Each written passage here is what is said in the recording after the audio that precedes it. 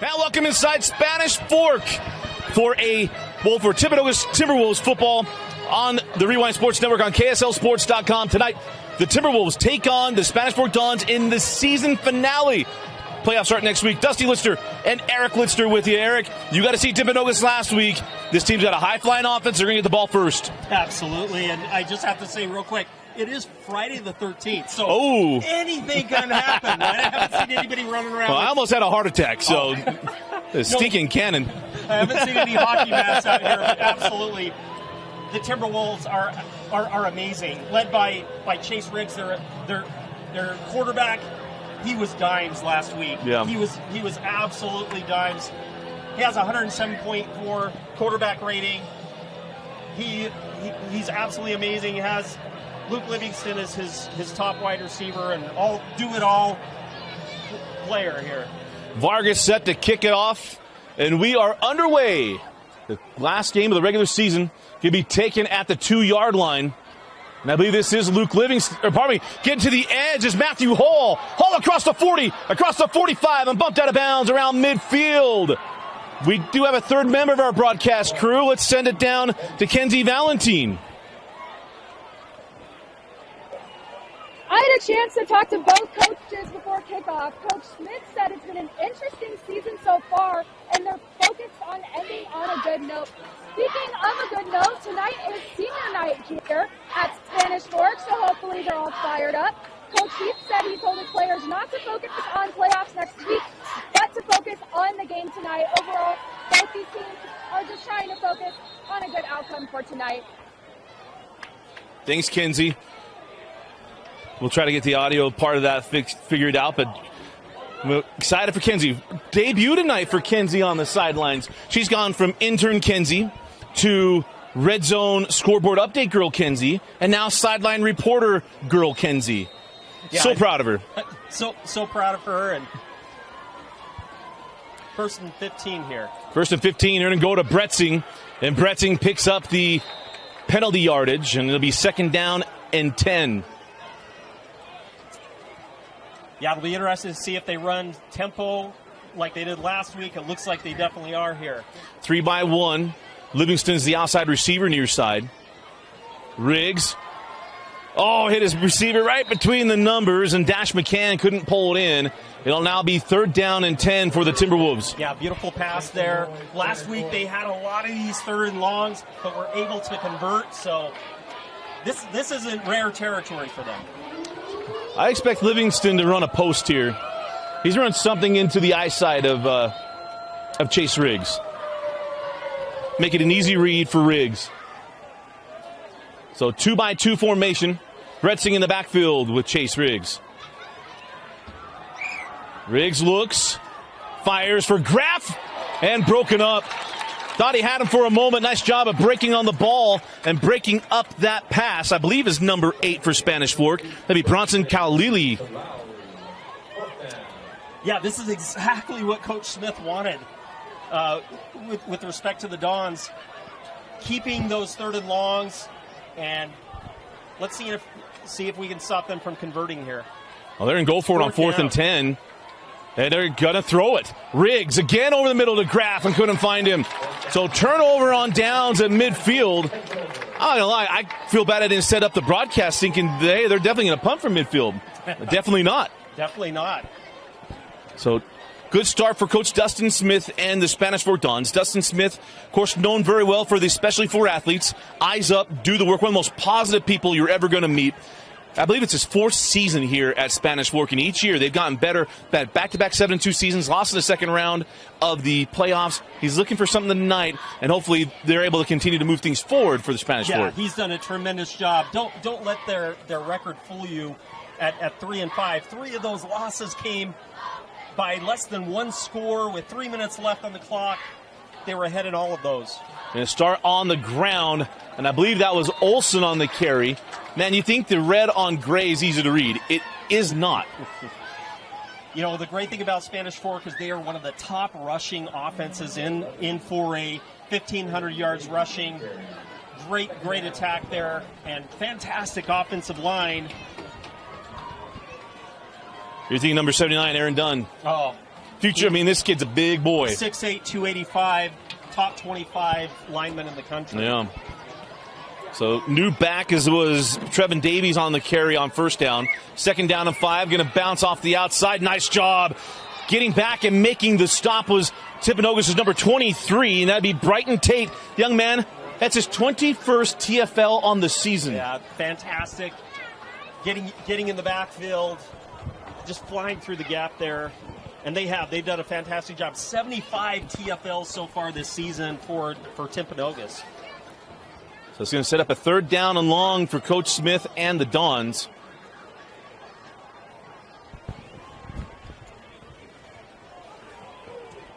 Ten seconds on the play clock. The two receivers near side, two to the top of the screen for McKay Smith. Olsen's been the number one guy. Smith looks near side, has his man out of his hands. Incomplete. It'll be 4th down and 7. That pass intended for Ethan Beckstead. They couldn't connect, and the punting unit will come on for Coach Smith. Yeah, and it looks like they're going to play the field position game, punt this, try to pin him down deep, and force Timpanogos to drive the length of the field. Back deep for Timpanogos is Tyler Hunter. And he'll be waiting inside the 10-yard line.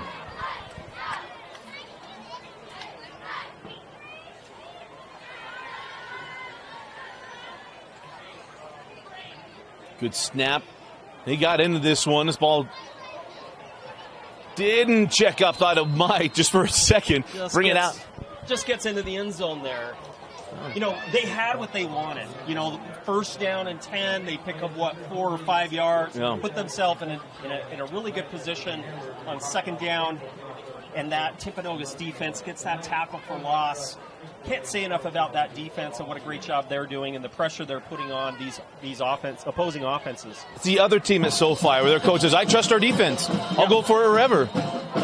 You know, if you don't throw the ball on the goal line, you actually beat teams that do that. But the Raiders didn't do that. So back comes Timpanogos. 1st and 10 from the 20. Chase Riggs fire up the sideline, got his man. Catch made at the 40. Slips a tackle across midfield. Inside the 40. He's going to take it all the way to the house. Gabe Graff, touchdown, Timpanogos. Fantastic play call there. They did a lot of that last week, spreading the ball out, hitting the quick passes on the perimeter and letting their talent do the rest. An 80-yard touchdown to Gabe Graff with 9:30 left in the first quarter. Timpanogos on the board. And coming out for the point after is Parker Harvey. Yeah, that's Gabe's 4th touchdown of the season. He can fly. Yeah, he showed it. And that wasn't just your run-of-the-mill go route. He had to break some tackles. He had to break the same guy's tackle about 3 times to get into the end zone. 9:30 left in the first quarter. Timpanogos jumps on top, 7-0. You're watching Timpanogos Timberwolves football on the Rewind Sports Network on KSLSports.com. And welcome back to beautiful Spanish Fork. Before the sun went down, it was picturesque. It was beautiful. Now the sun goes down. Of course, Timberwolves football brought to you by Brent Brown Toyota. I want to thank Brent Brown Toyota for their support of Timberwolves football on the Rewind Sports Network. Yeah, you know, one thing that we talked about in past weeks is Timpanogos is leading Region 8 in scoring. 364 points so far this season. That's 39 points per game. They can put it on you. Yeah. And put it on you quick. Well, the great thing was that Chase Riggs came back from the broken hand that he suffered in fall camp. And as soon as that happened, you put Livingston in his natural position. Chase comes in. He can start dotting people up. That ball goes into the end zone, and it opens up this offense. So a lot of those numbers put on after Chase comes back. Yeah, and as great as Luke Livingston is, they've been spreading the ball around. 5 receivers with at least 20 catches. You don't see that in high school football. It's amazing. So you can't just sit on Luke Livingston and think, hey, we're gonna win this game. They have other weapons. And they've had to develop him over time. Chase Riggs, a 2-year starter. I got a little bit of time as a sophomore. Of course, this senior group had a lot of kids that played a ton or started as sophomores, as they've been waiting for this year with this group. So out comes Spanish Fork for their second drive of the night. 2 receivers to each side for McKay Smith. That's Olsen in motion. Going to go on the ground and nothing doing. Nice job and getting back there and getting the stop. That was Caden Vest on the carry. It'll be second down, and we'll call it 10.5. Yeah, Caden's had a great season, 5.9 yard average, well over 1,000 yards. He definitely is great north and south runner. The numbers just were against him on that play. Yeah, the Iosefo brothers running the middle of the field.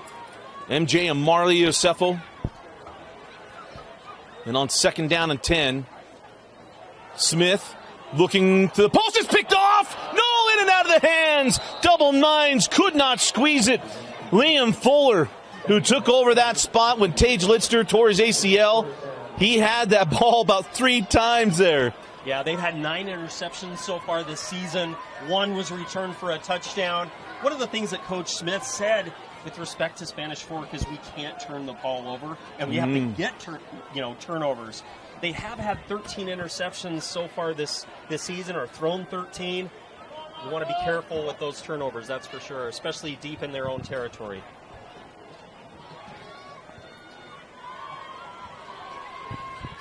And on third down and 10, Smith fires. Oh, man, that was a 1990s hit. Here comes the flag. I mean, that was something. Tyson Miller, that would have been on old school Monday Night Countdown. You got jacked up, and now it's a 15-yard penalty. Yeah, that's definitely what they used to call a decleater. Yeah. Without question, where you could see the bottom of somebody's cleats. Unfortunately, these days, and definitely for the protection of the players, right, not allowed. And defenseless receiver, and he actually blew him up there.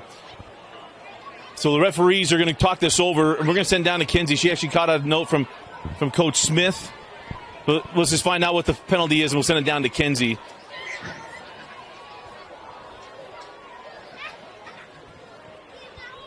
So it is going to be that 15-yard penalty on Timpanogos. The yards gained on the penalty will give him a first down. All right, Kinsey, you had a chance to hear something from Coach Smith. Yeah, Dusty, as the offense is trying to progress forward, after that incompletion, Coach Smith yelled at McKay Smith, telling him to slow the offense down so they can try to get more completions up the field. Terrific. Thank you, Kinsey. That's a good note. She talked about Coach Smith saying, hey, you got to slow down. You want to be fast. You want to be quick. You don't need to be fast. As you're going to keep it on the ground as Vest gets 3 yards on first down. I think it's second down and 7. Yeah, again, one of the strengths of this Spanish Fork offense is that offensive line. You know, it's made up of mostly underclassmen. They do have one senior. Most of them are juniors, sophomores, and they play both ways. So, I mean, they definitely are grinding every single solitary game. But forcing Timpanogos back on those runs, going north and south, is going to be important for them. Well, certainly. 2-by-2 formation. Puts a man in motion. Smith going to fire to the screen. Vest with the catch. Vest across the 40. Dives toward the 42-yard line. He'll make it third down and about 3.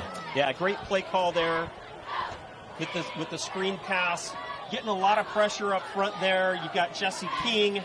You've got Brighton Tate, who has 20 TFLs so far this season. He's got 10 sacks, 10 sacks on the season. That's a lot of pressure, a lot of heat coming at you. You want to get the ball out quick. Third down and 3 for the Dons. Oh man. It all depends. That's a defensive false start. One of my least favorite penalties in high school football. We saw on Wednesday night, the referees were very lenient with this. Because essentially what it is, once your body goes into the neutral zone at all, they're going to call it. So that's why I call it the defensive false start. On Wednesday night, they actually were really lenient to let the guys get back. Not there. I think also there you may have had a Spanish Fork player jump and move, and so they're those kind of linemen, forced to call that. Linemen do that, right? Yeah, we do that. Eric played offensive line at Weber State. Iosefo blitzes. Smith throws outside, catches made at midfield. We'll get him forward progression there. And on the reception for Spanish Fork is Nixon Warren. Yeah, a really nice pass there by McKay Smith. And how many southpaws do you see these days? Not many. Not many. Not many. It's kind of a beautiful thing. Well, think about this. For our terrific lineman, Aaron Dunn, who's going to project to be a left tackle at the next level. Well, he's going to be cross-trained at right tackle because he's protecting a left-handed quarterback in high school. 2nd down and 7. They go with that Dolphins motion. Oh, tipped up, nearly picked off. They say incomplete. Nice job once again. That was Tate getting his hands on that. Brighton Tate. Yeah, Brighton Tate's been absolutely awesome. And, look, if you can't get to the quarterback, what do they teach you? Get your hands up. Get in the passing lane. Knock that down. Bring it up 3rd down. We know how good a hands Brighton Tate has. That kid plays a terrific right field. You think about on this football team. Livingston's the center fielder. Brighton Tate is the right fielder. Chase Riggs plays on the infield, but he's also a terrific pitcher. All won state championship last year in baseball. Brighton Tate had a championship game for the ages in the outfield. Tremendous talent. 3rd down and 7 for the Dons. Going to throw. And again, they went with that dolphin motion. If you know what I'm talking about, it is that short motion to the field side. So receiver on that field side, motioning to the field side. That's something that they're doing. One of the many motions that the Dolphins run. Oftentimes what you see with that dolphin motion is the wide receiver will actually start going towards the line of scrimmage. Hey, Puka got away with that last week. He did. Puka ran out of CFL motion last week. I definitely believe that's where they got that from. Puka ran, I think they probably called it arrow motion. He ran like a bow and arrow. I mean, it was a total, that was crazy. Like a horseshoe motion. It did. So, back him up on the false start. 3rd down and 12.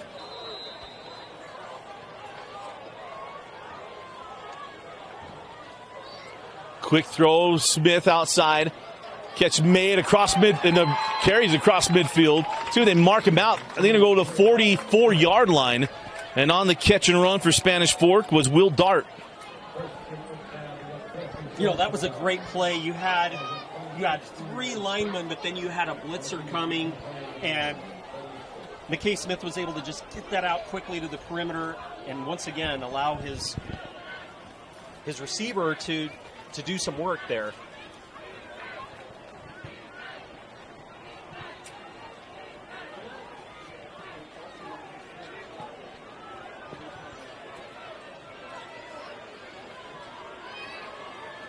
Fourth down and 1. They're going to go for it. Trips to the near side. They're showing a little power eye out of the backfield. Give it to the big fella. He has a first down to the 40-yard line. I didn't catch who it was in the backfield. It was number 44. Yeah, Coach told us he might do it. Easton Kojima for the first down. That was absolutely beautiful. I love to see that. Tom Rathman.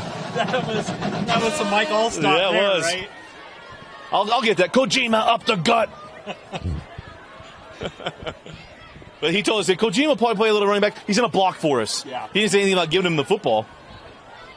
So Vest comes back on. And Smith hands it up the middle. Vest on the wedge block. Yeah, they're doing really well on first down. Just again, north-south. One of the things that Coach Smith did talk about, and obviously Kenzie reiterated, is slow things down, get that running game going, maybe tire out that Timpanogos defense, especially that defensive line, running it straight up the gut.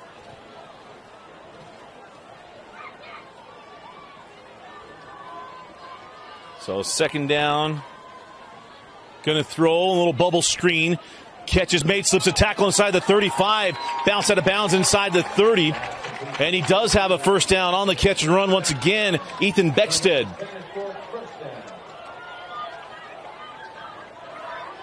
So many abnormal numbers on the field in these positions. What a smart play. Get it out to the perimeter.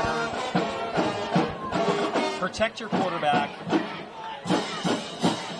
Smith keep it on the ground with Vest. Found a seam and Vest 10-5. Spanish Fork touchdown. Yeah, one thing I didn't call out there was they were running tempo. Keeping that defense on their heels. You okay, Dusty? I got it that time. I didn't know they were going to do it every touchdown. Austin, did you keep that one level? Yeah? No, he didn't know. Austin looks like a mountain man, but he doesn't have the insides of a mountain man. So Caden Vest gets in the end zone for 6 with 5:19 left in the quarter. is coming on for the point after is Benji Vargas. Good operation as the point after is good. 5:19 left in the first, tied at 7. You're watching Timberwolf football on the Rewind Sports Network on KSLSports.com. And welcome back into Spanish Fork High School. Dusty Litster, Eric Litster, and Kenzie Valentine down on the sidelines with you. Hey, let's talk about a beautiful run by Peyton Best there. Right up the middle, kept his balance. That's his 11th rushing touchdown of the season again. Well over 1,100 yards, close to 1,200 yards so far this season. 5.9 yard average, man. Just give that guy the ball. Feed him. Well, that's 2 carries for a first down. That's right. Well, it's crazy. Middle zone over and over that the Eagles did against the Vikings.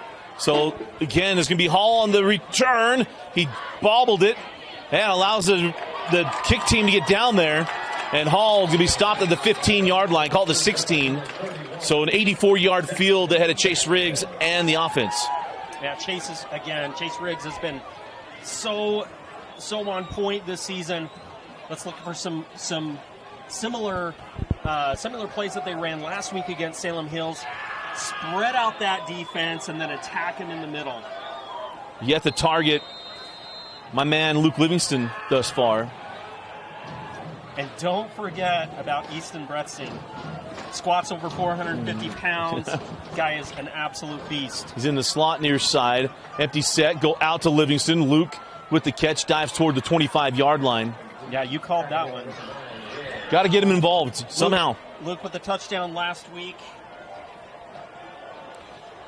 This is a kid in Luke Livingston that led the state in touchdowns and receiving yards as a sophomore. Back shoulder. There he is. Cross the 35 to the 37-yard line. 1st and 10, Timberwolves. Man, we talk about chemistry.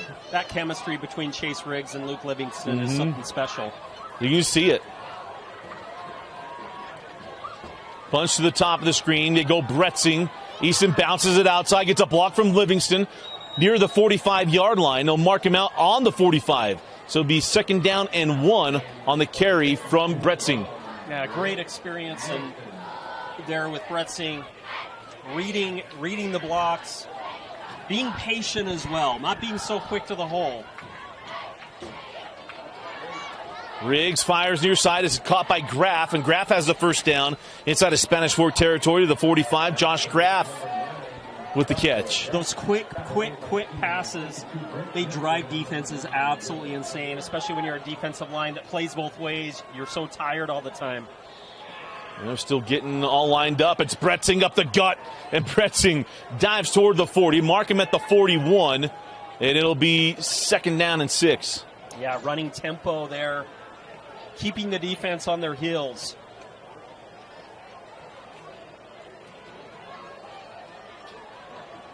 Chase hands off to Bretzing again, and Easton dives to the 36-yard line. It'll be 3rd down and a full yard.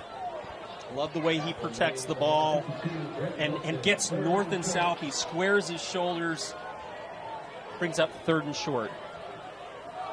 And again, Bretzing right up the middle, and Bretzing has a first down inside the 30, just bruising him up. They softened him up with a pass, and now you handed the big fella. Don't you just want to make those noises? Boom, boom, yes, you do.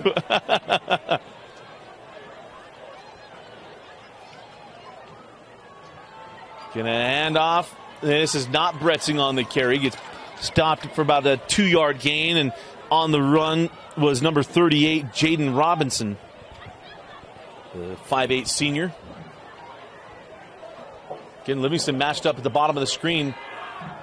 Riggs looked left, stayed left, got his man, and the catch and going out of bounds is Cash McCann, and Cash is out of bounds at the 20-yard line. It'll be 3rd down and manageable here for the Timberwolves. Man, that pass was on an absolute rope. Chase Riggs has definitely done work in the offseason. What an arm.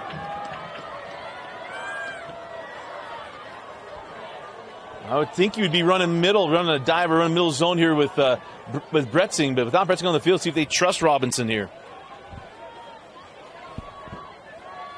And they do, and it's Robinson picking up the first down. Hey, who cares when you got a guard center guard doing their job, taking care of the A-gap? Yeah, Robinson, he had a great night last week as well against Salem Hills. filling in definitely towards the later part of the game. There you go, Bretzing. Easton bounces off. Easton to the 5. Lowers his shoulder. Reaches for the goal line. And it's a touchdown for Timpanogos. Easton Bretzing. Fantastic run there. Great offensive line play. Puts another 6 points on the board. He was just seeking out defenders. Nobody was stopping him. That guy was hungry. Squats are terrible. That's why you do them. That is right why there. you do 'em. Everyone thinks it's upper body stuff. Now, how many pounds did you say he gained this past offseason? I think it was 25. Through soccer. Yeah, he was Coach was spending telling us. at least one time a day in the gym, if not twice a day. He was doing 2 a days. You see, he had a little bit of a cramp at the end of that run, too. I do want to know what his parents were feeding them. well, I asked Coach Chiefs before the game, so you're going to have Bretzing tell everybody what he did in the offseason to see who you can bulk up for next year? And the point after is good. 3:01 left in the quarter. We're not even out of the first. 14-7, Timpanogos leads Spanish Fork. You're watching Timpanogos football on the Rewind Sports Network.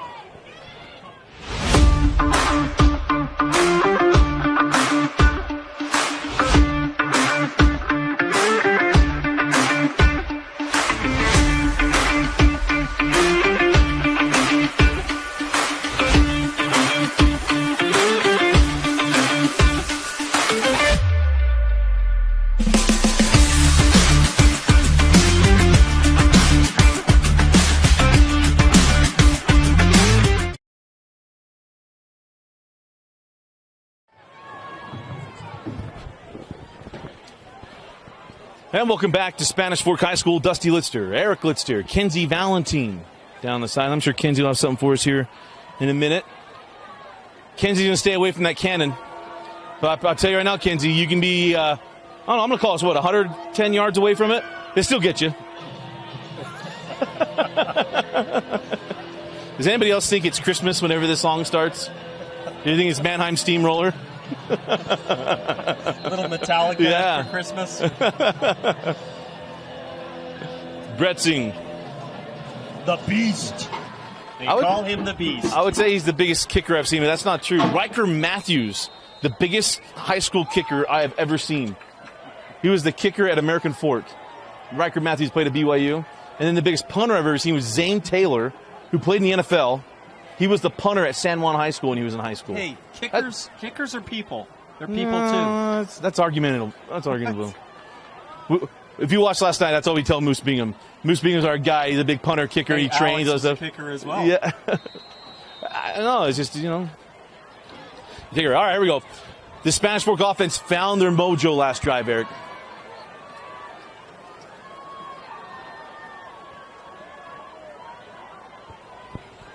They found their mojo. They ran it and threw it really, really well. They just played their game. Yeah. They did exactly what Coach Smith said they were going to do. Ball control, run the ball, keep it close. And they go motion in the backfield, and that's a TFL. Knifing back there, making the play is Nash Price. Beautiful play there. Able to knife through. Now, I can't tackle. I can't tell if he actually has a cast on his hand. If he does, man, he's my kind of guy. He looks like a 1980s, 70s, 80s Raider. He's throwback. Yeah. He does. There we go. 2nd down and 13. John Villapiano used to wear those. He said there's a guy on their staff that was really good at making casts. Gonna throw. Fire up the seam. Got his man. Nice catch. Back-shouldered throw. Making the play is Trevin Davies. And now a flag at the end of the play could be advancing the ball even more. What a beautiful pass by McKay Smith there. Gain of 17 on the play. Tough catch. Talking about those casts, you have Deacon Jones with the head slap. Guys taping pennies to their fingers. And so helmet-to-helmet contact. So that's really a 32-yard gain. Going to put the ball in midfield. Yeah, and again, on 1st down, they had them for a tackle for loss, and then to give up that yardage on that next play. That Coach Heaps isn't pleased with that.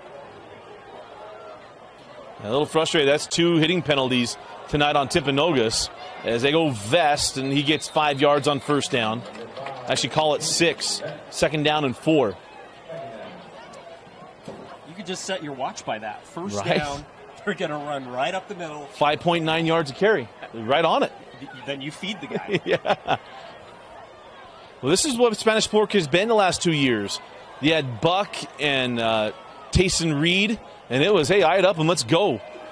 Pressure coming. Smith up the sideline, and it goes out of play. Intended for Ben Koski. It'll be third down and 4. He's going to want that one back. He had him. Just a little bit out of reach there. And I like that Timpanogos was going to try to heat up the pocket. Make Smith make a quick decision.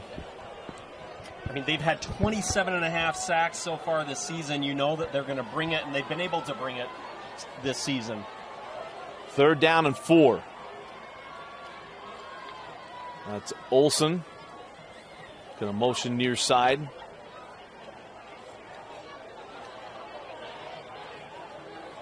So Vest in the backfield, 1 second on the play clock, just got it off.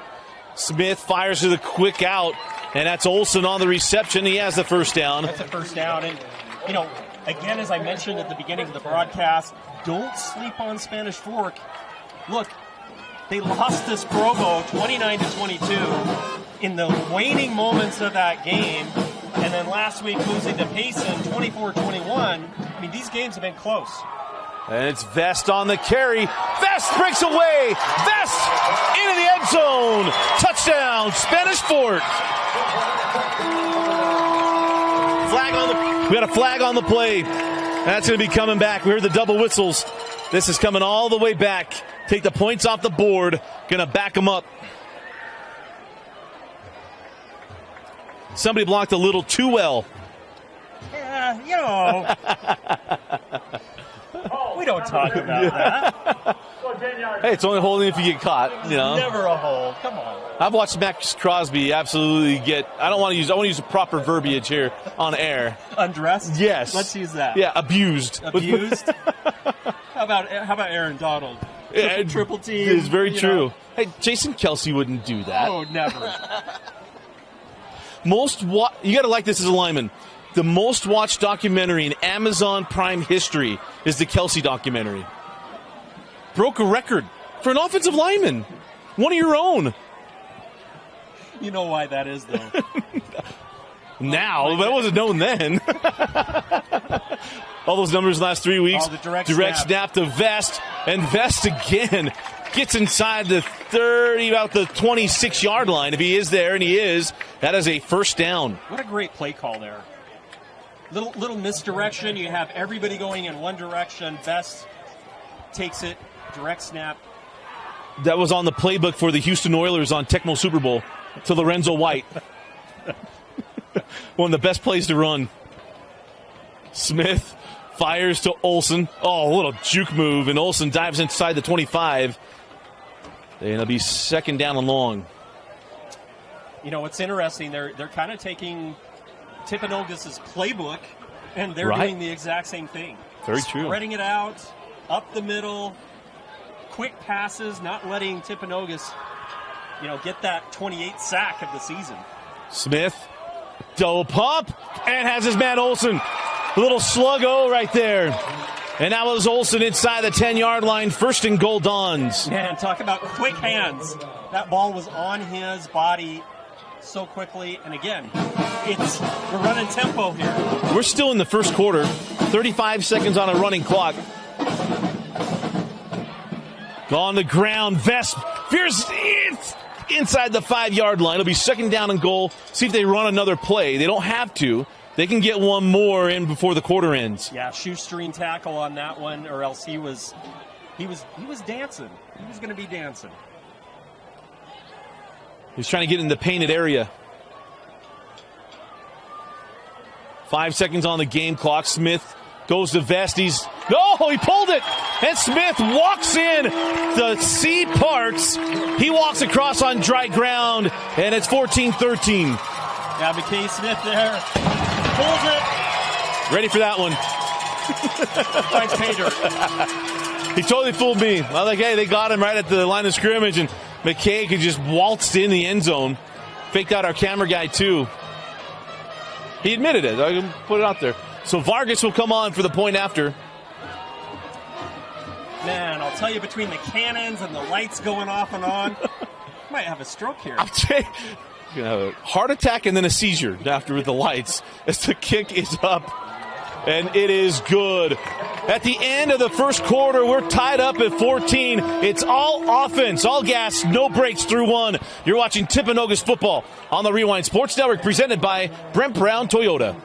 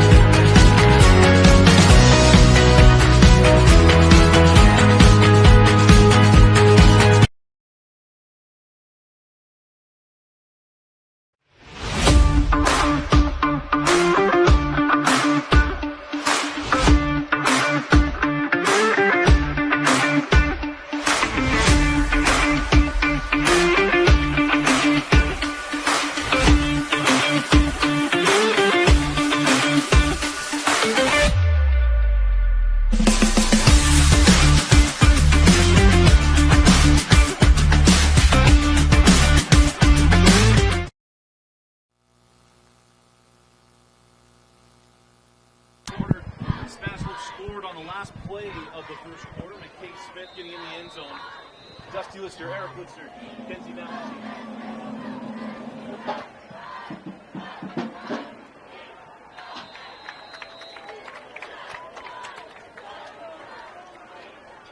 Kick out the end zone there.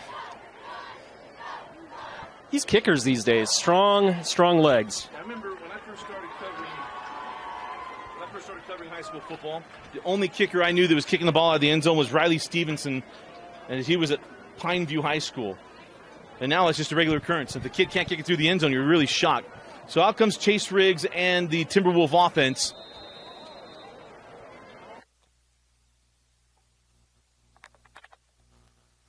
Chase going to fire up the rail. Got Graffy able to double clutch and catch it at the 40-yard line. He had a touchdown earlier and now has that first down catch. Beautiful catch there. Beautiful pass by Riggs. First down.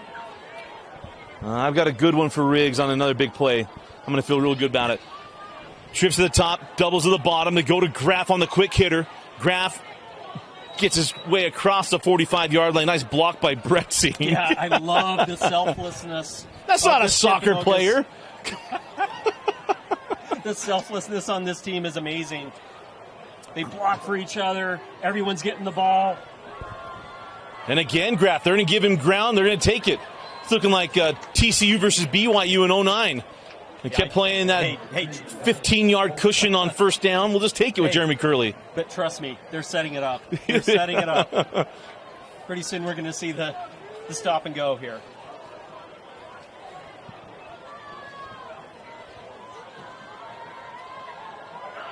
And they go out to Livingston. Luke gets outside, got a nice block, and Luke inside the 40-yard line. Actually mark him at the 40. And it was a nice job getting the block out there with Dash McCann. Yeah, I love how they're spreading the ball out, keeping the defense on their heels, forcing the defense to run, and keeping the pressure off the quarterback. The play clock gets to 25. That's a delay of game penalty right now. Go to Bretzing. He has a first down at Easton to the 37-yard line. I wasn't joking. All gas, no brakes in this one. Oh, on both sides. Oh, my heavens.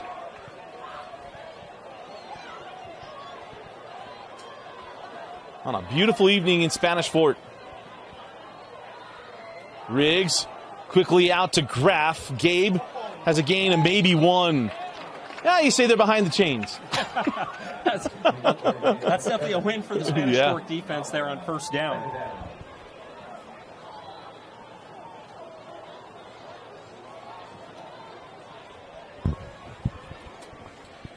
And on 2nd and 10, Riggs going to fire up the rail, looking for Graff.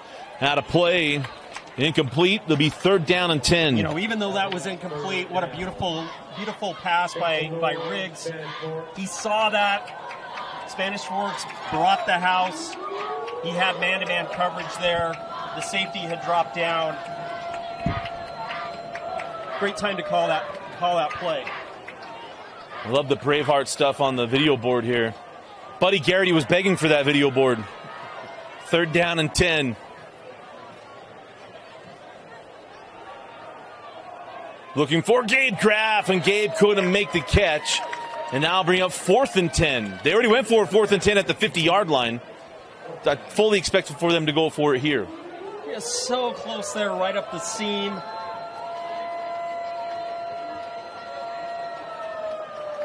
They're not scared. It's Friday the 13th. They're not scared. Yeah.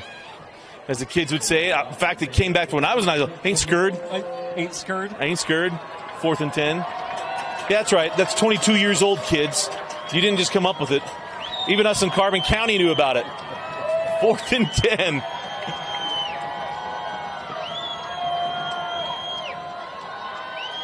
McCann in motion. Riggs goes screen. They read it and they got it. No shot. In the words of Vince McMahon, no chance. And that will do it. Nice job of reading it and making the play. I believe it was number 22, Ethan Beckstead. Yeah, he has been all over the field. Talk about a tremendous player. He has 35 tackles on the season, 11 tackles for loss, a couple of sacks as well. Add to his stats there. This is where someone on a staff member on the sideline has got to be watching the Spanish Forks sideline. See, if they're doing this, they're not giving you the John Cena, you can't see me. They're saying, hey, screen. Yeah. It's screen. Read screen. That's right. Because they read that. There was no chance. It was interesting. Faked the screen to the opposite side, came back to the near side. Well read. Yeah. You can design it all you want if it's read. You know, their comprehension's pretty high. 1st and 10 for Spanish Fork. They're trying to switch sides of the seesaw as Vest inside the 30. Hogtied inside the 25 and down to the 21. Wow, beautiful blocking up front, and Vest does the rest. Man, he's got some balance. Like a prize steer at the Spanish Fork Rodeo. PRCA comes here for a reason. Yeah. Steer wrestling. 1st and 10 at the 21. Why not? Go back to number 5. Slipping tackles down to the 11. I call it the 13. You know, maybe speaking 12. Of rodeos, back in the day, remember when you were trying to catch the pig? Yeah, absolutely. What did they do to the pig? They greased it up, right? Yeah, they greased it up. Definitely they greased it up. But they greased it up. Yeah. Kids, that's exactly what this seems like. Somebody greased him up. Can't stop him. You can't have a mutton roast if you don't bring him down.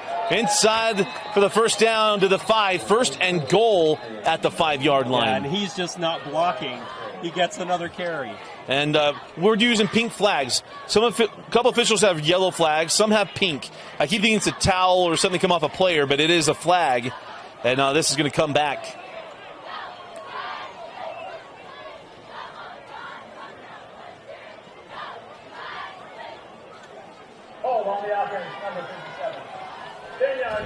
And in high school, you don't get away with anything anymore. They have your numbers, and we now report them. Yeah, back in the day, it was just anonymous. It was just, holding on the offense. Yeah. Remember, even college, it was hey, hold on. Your number wasn't called. Unless you played in the WAC in the mid-90s. So 2nd down and 11. Quarterback run down to the 15-yard line. In fact, that is the backup quarterback. That's Spencer Topu. Yeah, really nice play call on that 2nd down after the penalty. Get some of that yardage back, bring up 3rd and manageable. Spencer finished the Payson game. Again, quarterback power in the Taysom Hill package. Slips a tackle. Did he stay in bounds? He did not. Mark him him down at the 3-yard line. It will be 1st and goal for the Dons. Hey, when you spat your cleats pink, it's easy to see. We're going to feel that one again here in a minute. But 1st and goal at the 3. 1st and goal at the 3, and Spencer's had a great year so far. 3 rushing touchdowns. He throws the ball as well. Well, the Jumbotron showed the replay. The camera guy, not his fault, didn't have a look at it on the sideline, so the fans can't even get that mad. Olsen in motion. Tupou cut down. Looking like Max Crosby on the edge there for Timpanogos with Tyler Hunter. Yeah, this is where Timpanogos, you call it bowing up. You got to bow up here.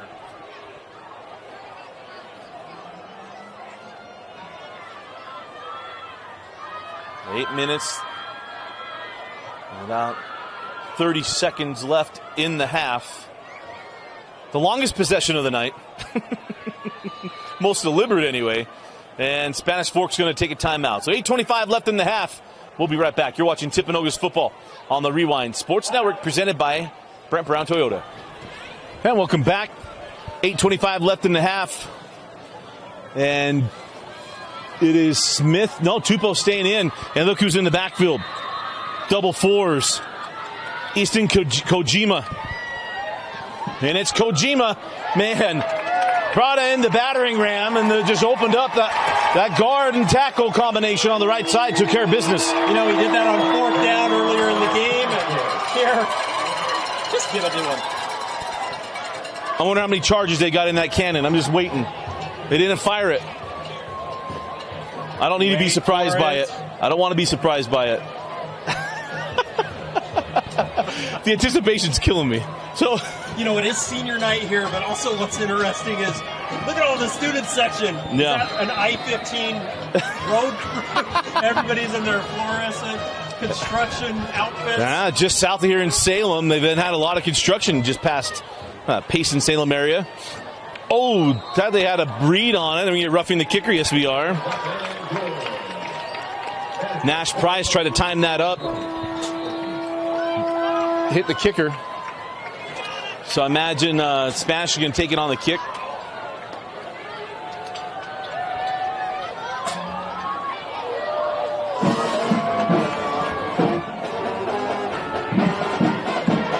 It's interesting talking to Coach Smith about Spanish Fork and talk about, this is a baseball school, or has been. He goes, trying to turn it into a football school, and you see the support they're getting tonight. I mean, they're building something here within this community. Yeah, they definitely are.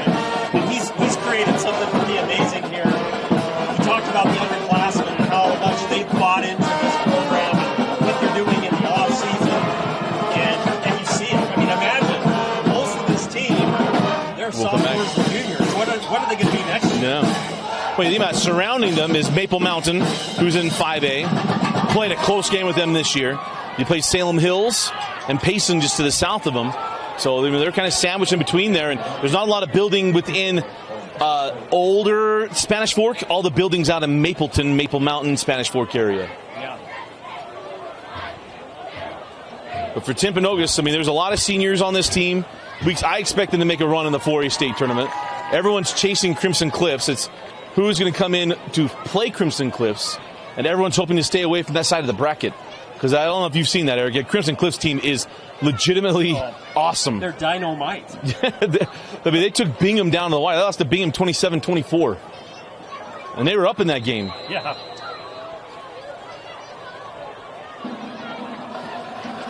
And they go onside kick. And they have gotten it.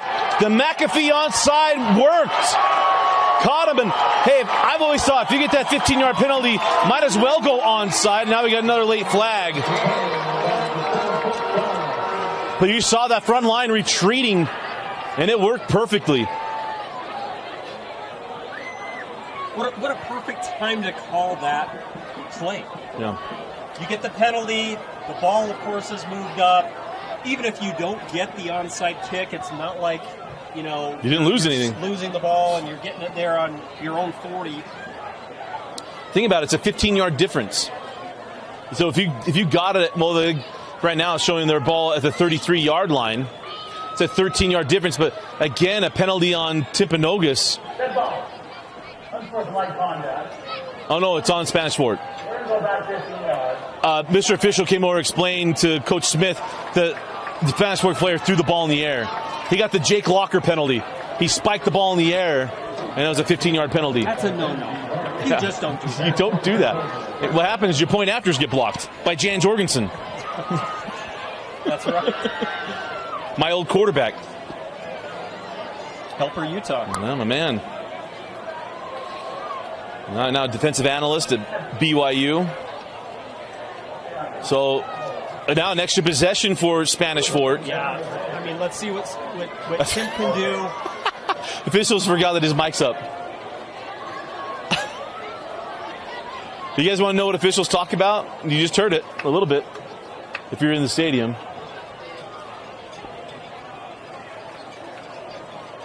So I imagine, yeah, look, they're eyeing up. And it is Smith back under center. Vest deep in the eye. Go off the left side, and Vest has 3 yards on first down. You know, they're really running multiple formations here. That was such an interesting formation there. You had literally 3 backs in the backfield, still able to move the ball. You know, it was the old Redskin offense, I formation with the H-back. Yeah. I go right back to it. Who's the diesel? Well, the Vest looks like it. 2nd down and 7. Play action.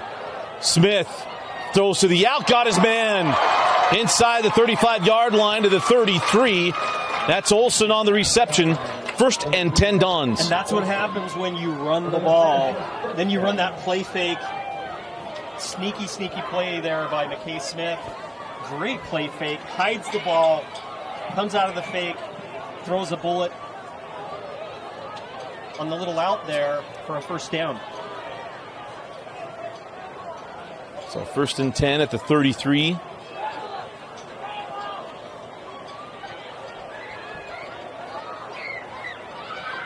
Back to the ground with Vest. And Vest is stopped for a short gain. Brighton Tate on the stop. They'll make it 2nd down and long. Oh, and they're loving this. They're eating that clock. They're just grinding with those offensive linemen, tiring out that defense. I mean, that defense has been on the field a lot. And if any of those players are playing both ways, some guys are gassed. They are gassed. No safety showing at the moment. Nobody in the middle of the field.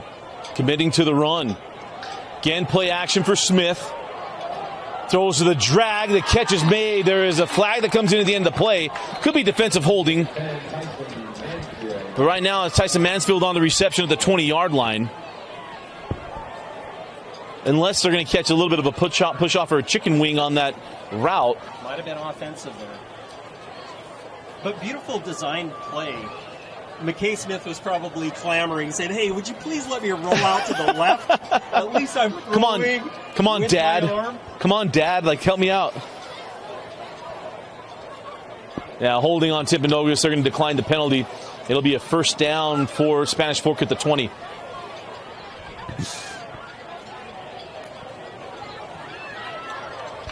And again, that's when you go cover 0, meaning there's nobody in the middle of the field. And if you get beat on that route, it is, hey, grab some hips, see if you can get away from it, or get away with it.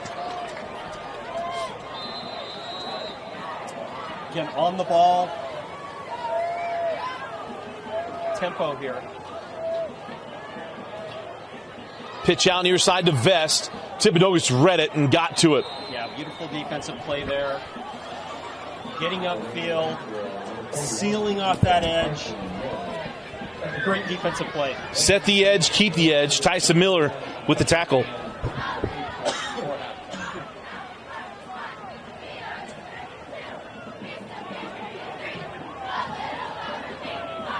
Spanish Fort huddling up here.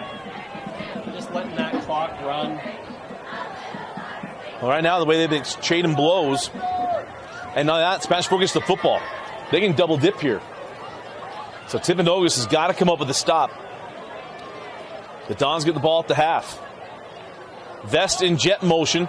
Fake the sweep. Throw it near side on the screen. Slipping tackles inside the 15-yard line was number 18, or 28, pardon me, 28, Nixon Warren. You know, that's just called window dressing. All that pre-snap movement, the fake to the opposite side, come back to the near side, run that wide receiver screen. You have a talented player just following his blocks. Nice job on second down. All working on the eye discipline, right?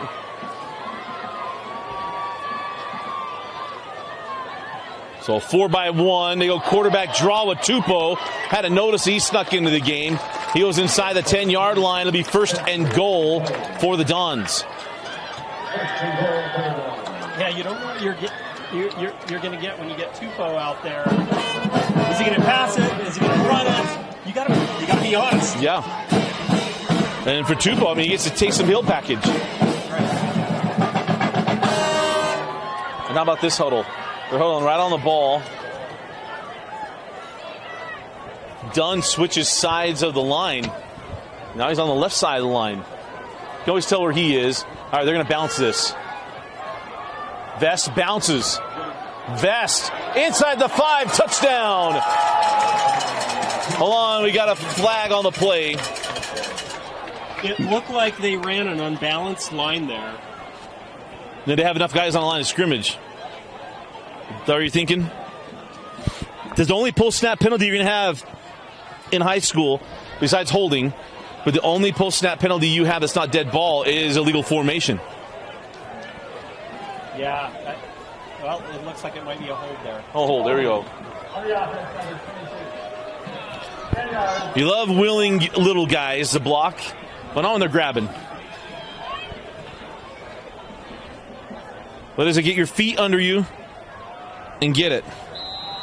Yeah, again, so much of blocking is in the feet. It isn't just how strong you are, but can you get in position in front of your man? Feet and hands, right? Feet and hands. Gonna throw. Goes screen on first down. A bevy of blockers bounces it inside the 10. Cuts back inside the 5 and in the end zone.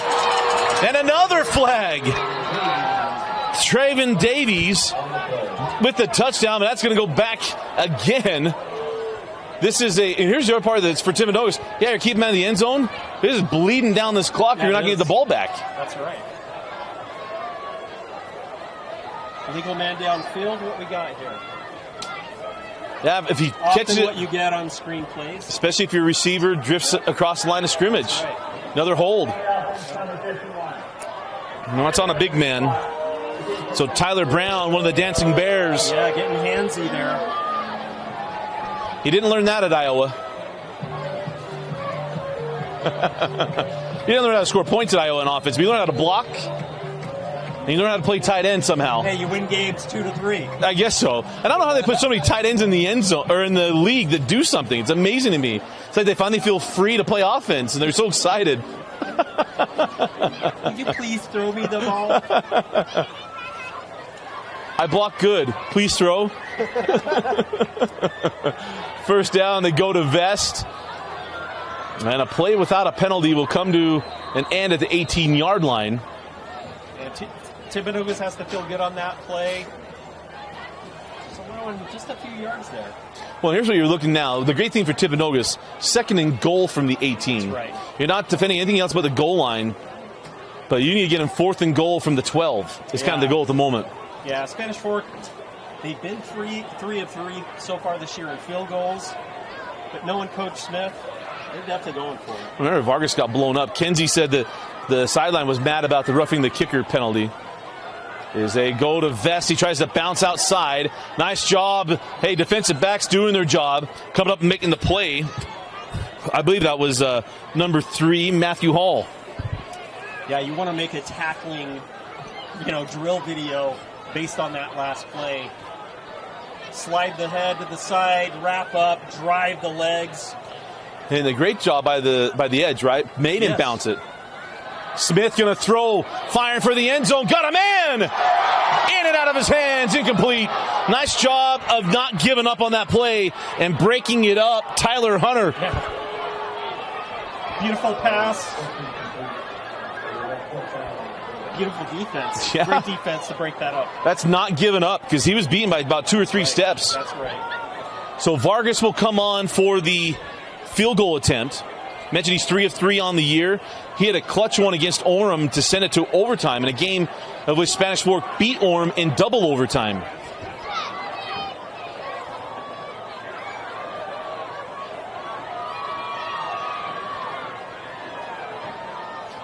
Olsen to hold. Play clock at 3. 1, and we're going to back him up 5 yards. Oh, they reset the play clock. So he gets a free 25. High snap. May have tugged it. No, he did not. That's in. That first left his foot. I thought maybe it was going, but there it is. Field goal is good. All the penalties, and they're able to hold him to 3. And yeah, I mean, that's a win for Timpanogos.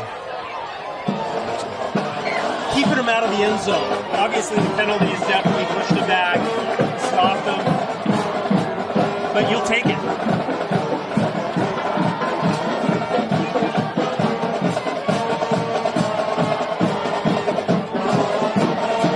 Hey, let's send it down to Kenzie. Kenzie, you staying okay down there with all the cannon fodder?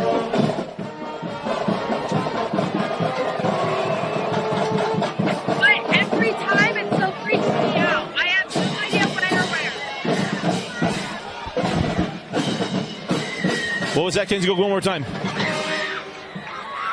said, I know they're coming, but it still freaks me out every time I hear it. I don't know when or where they're coming from. Yeah, it doesn't matter. It's getting me and Eric. Well, actually, that one, Eric and I were both ready for that one. We were. Yeah. That stinking cannon, man. That ball's going to go into the end zone, bring it out to the 20-yard line. As we have 3 minutes left in the half, and this is a really big drive for Timpanogos. As I shared before, Spanish will get the ball at the half. Timpanogos needs to go down. They got to get 7. Hey, 3 minutes on the clock for this offense. Plenty. Is plenty of time. You have, without a doubt, one of the best quarterbacks in the state, one of the best 4A wide receivers in the state, and a plethora, as they might say, of other talent that can get this ball down the field quickly. 1st and 10. No, we're going to have a false start. Graph reset. Yeah. Kind of rocked back kind of immediately. And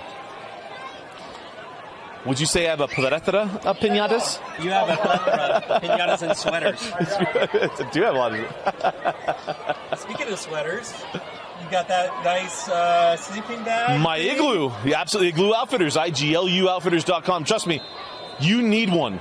It's getting cold. It is amazing. If it gets any colder now, I'm going to put it on for the second half. Riggs going to fire to the swing route to Bretzing. Easton dancing and lost the football. Mr. Official says he's down.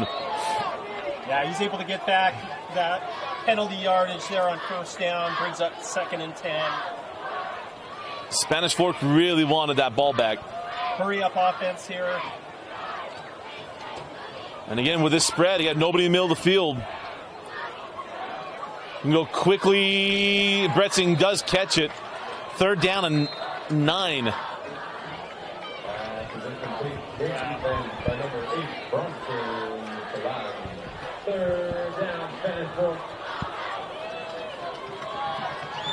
So here we go. 3rd and 9. Big play. Gonna fire up the seam. There's the man. Livingston, put it in his vicinity. He'll make it work. 1st and 10. It's really amazing, and that was the same last week. Just put it in the vicinity, and he's going to come down with it. You know what that was? That was the Zach Wilson back shoulder to his tight end in the 3rd quarter against the Chiefs. I don't miss any of those plays. 2 by 2. We go inside of 2 minutes left. Oh, that ball was tipped and incomplete. Yeah. It is funny that no one ever worries about the pass. It's just beyond the line of scrimmage, it gets tipped. Whenever it's behind line of scrimmage, a little shovel pass or whatever, everything, hurry and jump on it. You forget that it's a forward pass. Oh, free rusher. Gets it out to Bretzing. Easton Bretzing with the full head of steam across midfield to the 47-yard line. Yeah, Bretzing definitely a dual threat. He's gonna hurt you with the run game and also with the pass. Great receiver out of the backfield. Can spread him out wide as well. Great runner in open field as well. Roll near side. Fires up the rail. Got a man. Nice defense. Maybe 2 steps too late to make that throw. Kyle Topham ranges over, takes care of his third to knock that ball away. Yeah, really nice defense there. Coming across to protect his third. Now, Cash McCann was the intended receiver. If Chase throws that maybe a step earlier. Throw the quick hitch to Bretzing. It'll be 3rd down and we'll call it 7. So 3rd and long. Minute 28. 22, still time.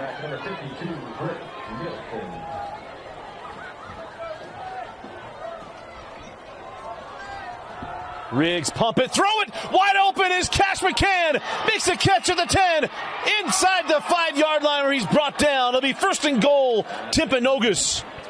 Before this drive started, we talked about how quickly they can score. Well, we're seeing that.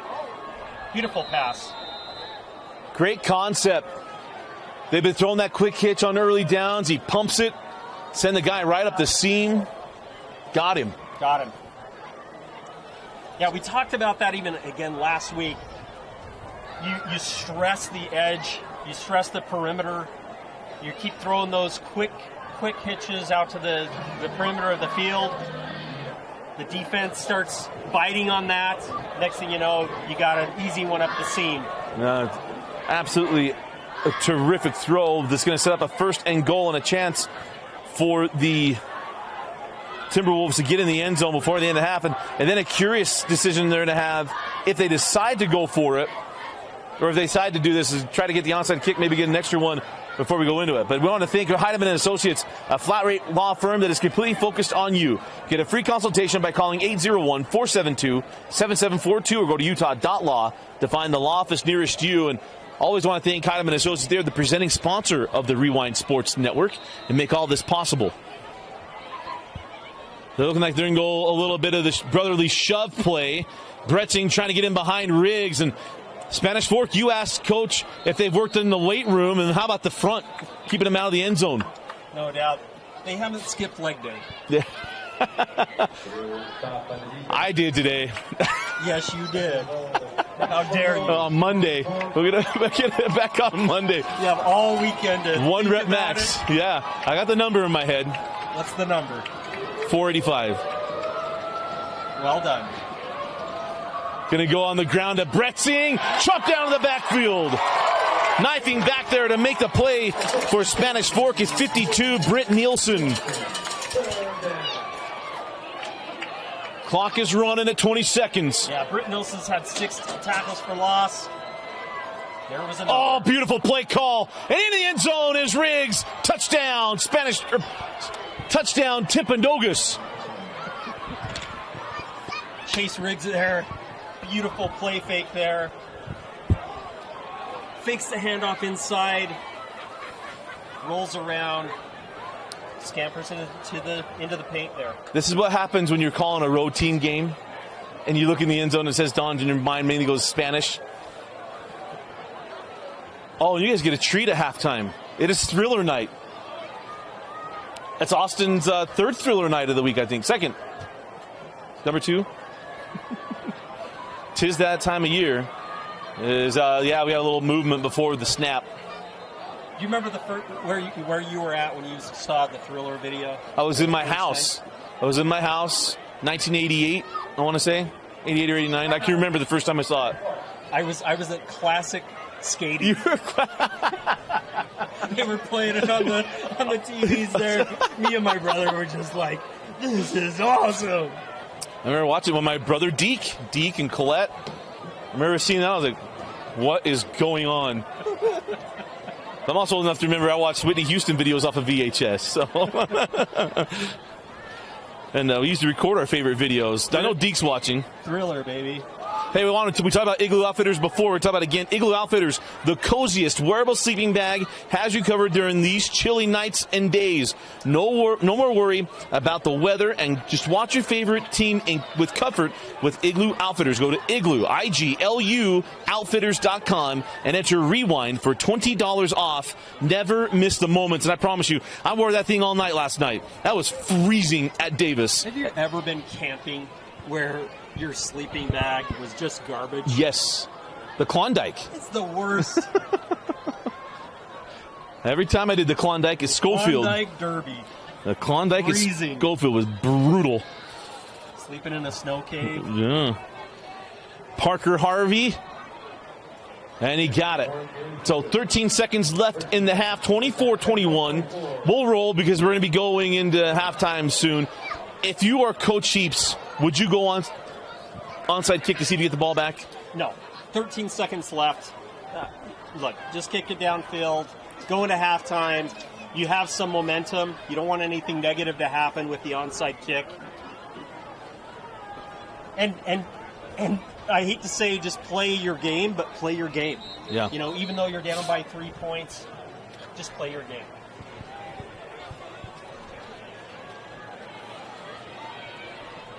It really does always come down to the basics. Who's going to win the line of scrimmage? Who wins the turnover battle? Who has penalties? Oh. You know what's crazy in games that go up and down the field we just saw here in the first half? The second half doesn't hold pace, typically, at any level. Yeah, we saw that last week as well with Salem Hills. Brett Singh to kick it away. And this will be taken at the 2-yard line. And we'll go out across the 25 to the 28 as we have more flags here.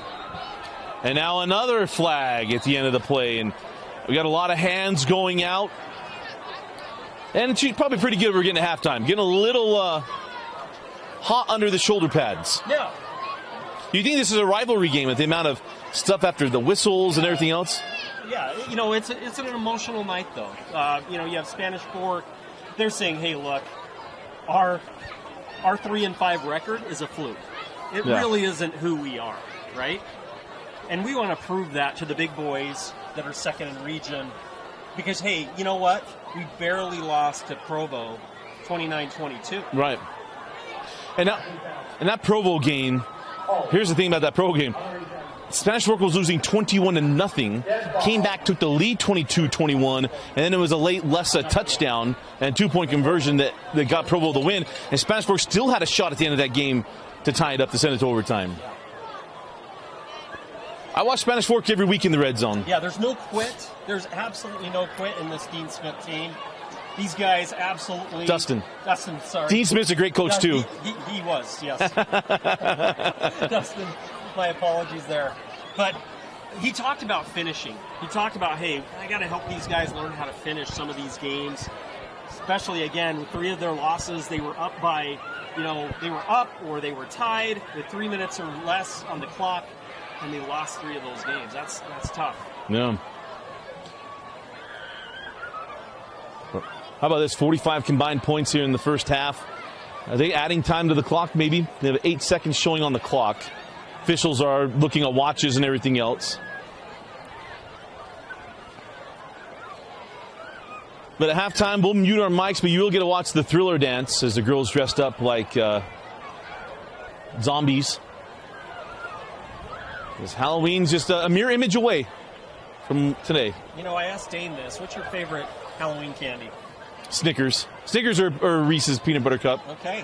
That's what the daddy tax. The dad tax. The dad tax is usually all Snickers and Reese's or whatever my girls cry about. So the next morning, your daughters wake that up. night we do it that night, and they have to pay it that night. Tax. We take care of it right then, just like FICA. Okay. It comes out before you even get to enjoy it. And I promise there's some tears. Right? Oh, plenty. Lots of tears. And there's a lot of sass. As that will close out the first half. Wow, man, a high-flying half. Spanish Fork leads 24-21 over Timpanogos. We'll take a break at halftime. We come back. We'll get some notes from Kenzie. She's going to talk to the coaches when they come back on the field. And Eric and I will get back to the game. You're watching Timpanogos football, the Rewind Sports Network on KSLSports.com, presented by Brent Brown Toyota Scion.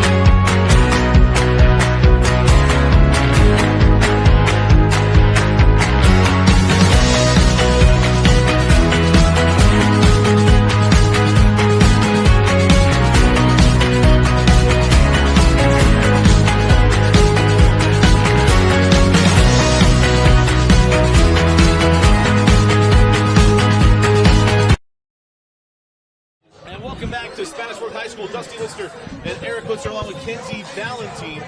And let's see if Kenzie had a chance to talk to coaches. Kenzie, if you've had a chance to talk to coaches, let's go ahead and throw in the mic. But Kenzie, did you get a chance to talk to Coach Heaps?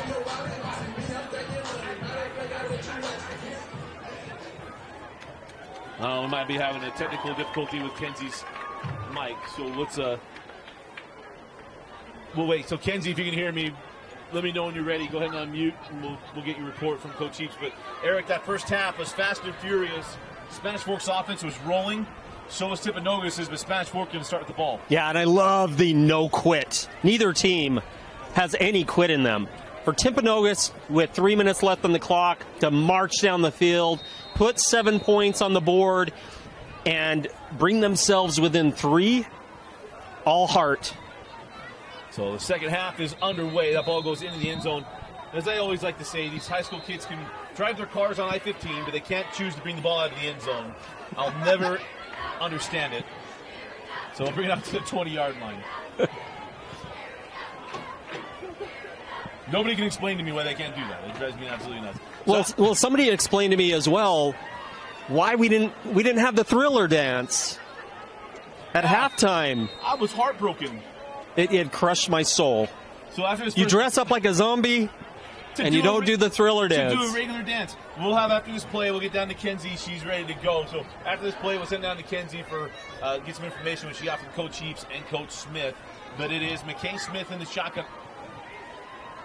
McKay Smith in the shotgun. Going to hand it off up the middle, and not much there. Go ahead, Kenzie, when you're ready.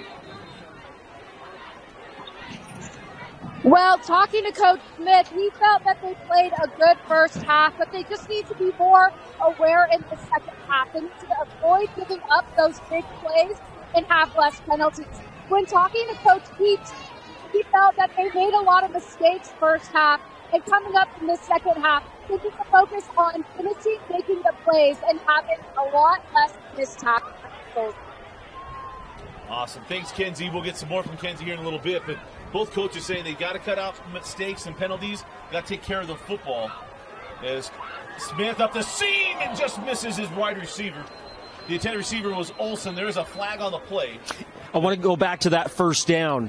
One of the things that we saw definitely in that first half was Vest running straight up the middle for 4 yards on first down. Yeah. First down, he gets nothing. Gets back to the line of scrimmage. Definitely Timpanogos making some adjustments there at halftime. Also holding on the defense, and it'll be enough for a first down. So remember, in high school football, there are no automatic first downs. The yardage picks up the first down. So holding on Bronson, that is Spanish Fork's roster. Number 8 is Robbie Parsons off in the hole. There's a wind now picking up. We didn't have any wind in that first half. Yeah, get your kites. So 1st and 10, back to the ground game. And there's a medium gain there for Caden Vest, about 3 yards on first down. I love how they're still sticking with the gun, with the run, even though maybe it didn't work on that first play. Back to the ground with Vest, and he's buried in the backfield. Nice job on the edge of making the stop. Getting in there for the stop for Timpanogos is Nash Price, along with number 79. That is Cyrus Gucia. 3rd down and long here. Correct, pardon me. So 3rd and 9.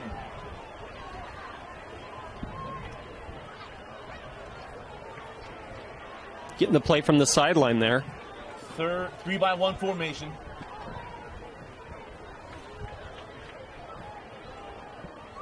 And play action pass. Smith throwing up the rail, fading toward the sideline, and pass interference on Hall. I tend to disagree with that. That ball wasn't catchable. Well, he's playing the ball. I struggle with that one. You know, I think that what the referee saw there is a little tug, little hold that may have kept the receiver from getting there. But I could see it called both ways. My other issue, in high school football is about uncatchables or anything else. My ball fades out of bounds. Okay. You needed the tug beforehand, but really, he's looking back for the ball if he goes into him. Usually in high school, you can kind of get, I would say away with it, but it's let go of. Well, it'd be offsetting penalties. The best thing in the world, offsetting penalties. No one gets hurt. Start over. Okay, so now the blood pressure. No, it didn't happen. It didn't exist. It's a time machine. Well, at least we didn't go back to the days where they would actually mark off both, and you would just get the whatever was left. Right? It'd be a 5-yard gain at the moment. 10 for you, 5 for me. We're gonna mark it up and then come back. There you go. And El Guapo's still mad. 3rd down and 8. Smith looking screen, got his man. And the ball nearly came out. Does come out the end. Timpanogos says they've got it. If they do, they're set up in the short field with a chance to take the lead. You uncover the pile. And it's Timpanogos football. That's exactly what Coach Heaps was talking about then at halftime to Kenzie. Let's see if they can take the lead here. Tyson Miller with the fumble recovery, and it is 1st and 10 Timberwolves at the 31-yard line.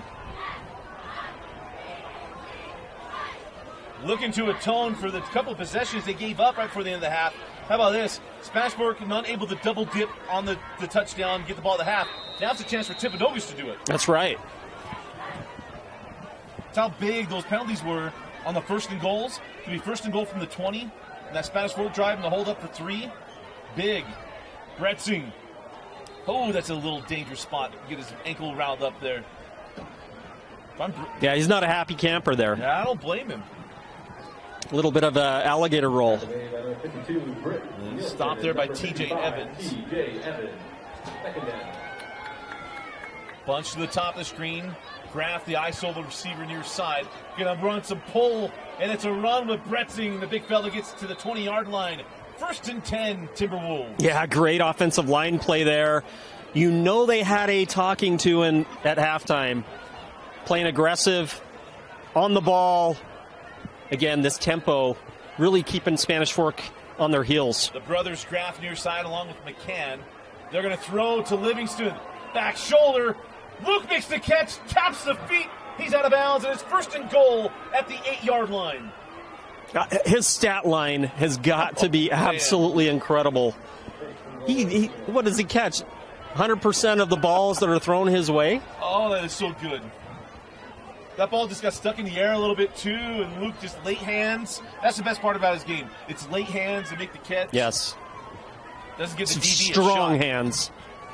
Gonna go Bretzing up the middle, and the big fella inside the 5 down to the 3. It'll be 2nd and goal. Yeah, I love Chase Riggs, how he continues the fake. Even though he hands it off, he fakes that outside screen. Back to Bretzing, and Easton's in. They take the turnover, turn it into 6, and it's 27-24 Timberwolves. Yeah, guaranteed that is exactly what they talked about in halftime. Let's smash ball football up the middle, keep them on their heels, that tempo. And also when you have a receiver like Livingston that you can rely on, you got a quarterback that can get the ball there as well. Yeah. Their weapons are tremendous. Riggs goes off the field and says, Utah forever. Point after is good. And welcome back to Spanish Fort. You know, I brought up the Riggs quote because last night in our pregame show and then all throughout our alternate broadcast, I got called Dusty Garrity. They call me the Buddy Garrity of Utah high school football. I don't take that as a compliment. Nor should you. I don't. You should be offended. You know, my middle name is Garrett, so Dusty Garrett T. Then they thought I was even funnier.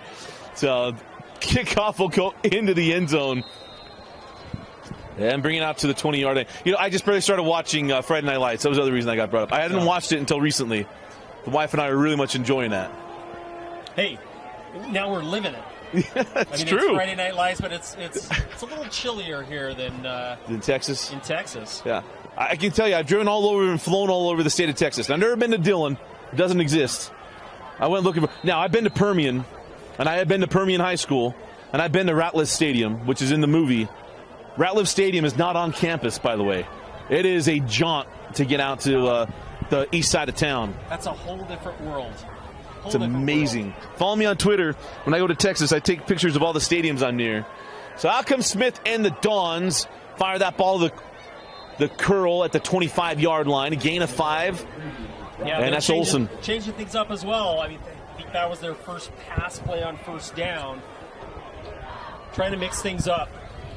They're definitely not going to rest. Well, so bunch near side, receiver to the top of the screen.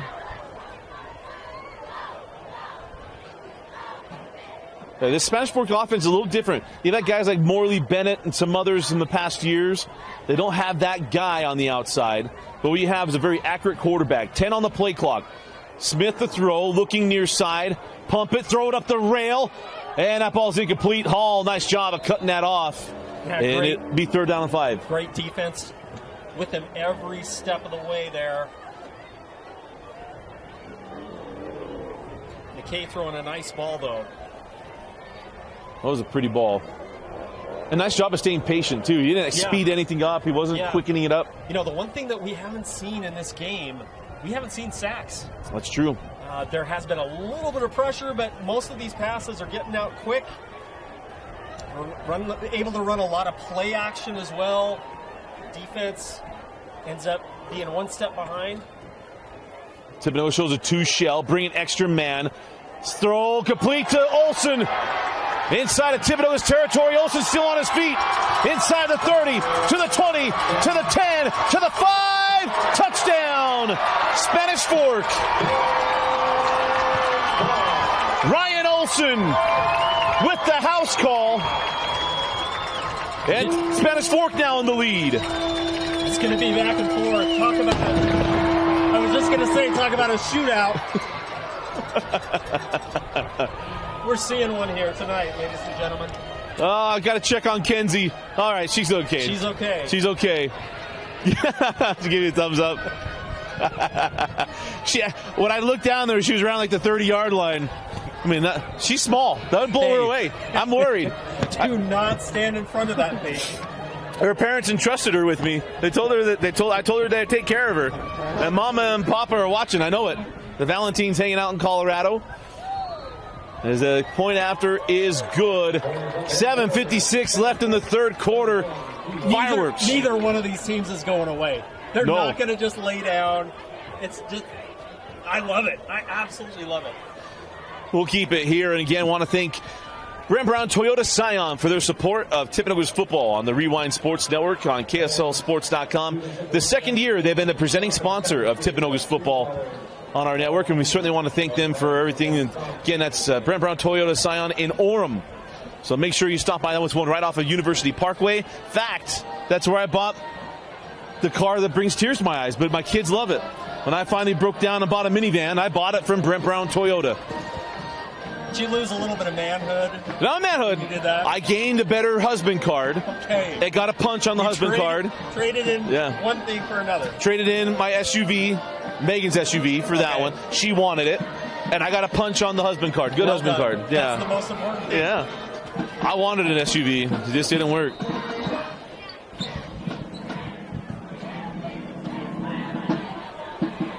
And that kick goes through the end zone. Just short of being an Uno. Keep that wife happy. Yes. Keep the children happy. She's the one's going to drive the car. Every once in a while, I do drive it. I won't say I love it. But it works. But go to go to Brent Brown Toyota Scion. They'll take care of you. Like I said, I've experienced it. But here we go. Now trailing 31-28. Timpanogos had the momentum. Got that turnover to start it. Got the touchdown. Riggs in the offense. Look, they've only been stopped on turnover on downs. It's the only thing that's gotten them tonight. Back and forth we go. Bretzing in the pistol behind Riggs. Play action. Riggs rolling right, firing for Livingston. That's a good choice. Double covered. They had him over and under. Oh, we got a flag. Refs reffing, taking away fun. We're going to bring this one back. Regardless, that bracket coverage was there. And Livingston is just, here, let me take this. Yeah, and a dot. That was a dot from Riggs. Absolutely. Beautiful pass. Cut through the wind. The whole nine. That's got a, if it's this near side, maybe formation penalty.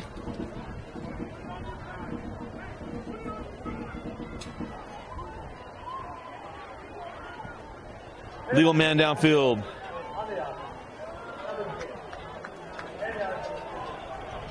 They say number 10. So if it was a wide receiver, then that's the BYU plague. That's odd. The two men on the line of scrimmage. The good thing is they didn't throw it to McCann and get the illegal touching penalty, which counts the down. So that's the thing. You got to make sure your alignment's right. You know who's on, who's off. A covered man on the end line of scrimmage cannot go out for a pass. Again, to go play action. Throw and intercepted. He was looking for Dash McCann, and it's taken away. And on the interception for Spanish Fork was number 9, Will Gunter. Yeah, what's interesting, when I talked to Coach Smith yesterday, he talked about creating turnovers and not turning the ball over. Well, they definitely took the ball away there. I'm sure there's a huge smile on Coach Smith's face. Yeah. That was a ball where you thought McCann would get to the sideline. It was thrown to the sideline. McCann wasn't there. I don't know who had the miscommunication on that part. It was an interesting play there because there were 2 wide receivers in the same area. And so there must have been some form of miscommunication for sure. Yeah. You flood the zone, but you flood it with layers. So back comes Spanish Fork, a chance to extend the lead. Can this Timpanogos defense bow up and keep him out of the end zone?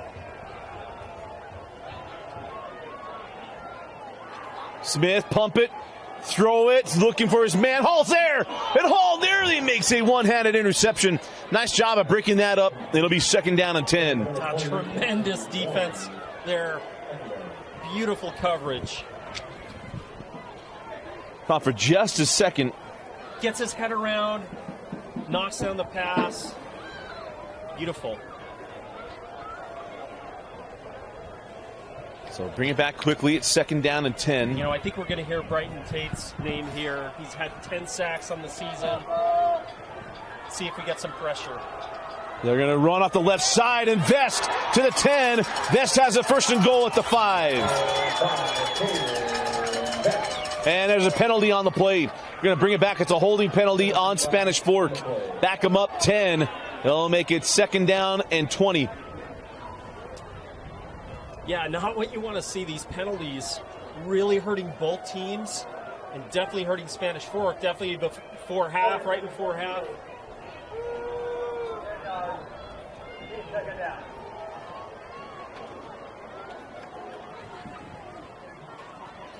So we're going to back them up 10.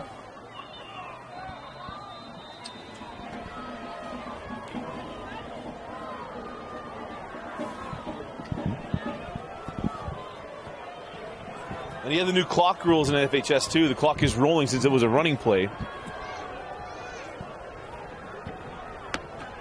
Play action, fire to the screen. And yards after catch has him down to the 15-yard line. It'll be 3rd down and 2 as Will Dart, his brother was a stud quarterback and pitcher at Spanish Fork, and Will showing it on the outside. Yeah, both teams love that outside screen there, that wide receiver screen to the perimeter. Again, letting your athlete be athletes. Yeah. His brother Zach Dart is at BYU as a pitcher for the Cougars and was an outstanding baseball player here. You know, it was 2nd in a city block, and now it's 3rd and manageable. And now it's a New York City block.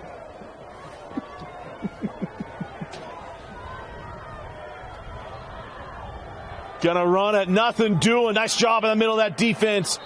Getting the job done. Penetration, able to wrap him up and throw him back. It'll be 4th down and a decision here for Coach Smith. Great job by Timpanogos getting the pressure there. Big man in the middle. I can't see his number cleanly. But here we go, 4th down, and Coach Smith takes a timeout with 5:59 left in the 3rd. And wonder, was it a formation lineup or what? Here for Coach Smith to decide what he wants to do. This is when you need one of those igloo things. Got one. Yeah. I think during the break it's going to get on. It'll make its appearance You're gonna tonight. put that thing on? Yeah. I forgot my gloves, and the great thing the igloo, the sleeves are open, so I can stick my hand inside there and get it warmed up. I got 2 pairs of gloves. It's the Rockies. It is the Rockies. Gives us a chance to thank another sponsor. We talk about Igloo Outfitters. They have been a send from the heavens tonight. So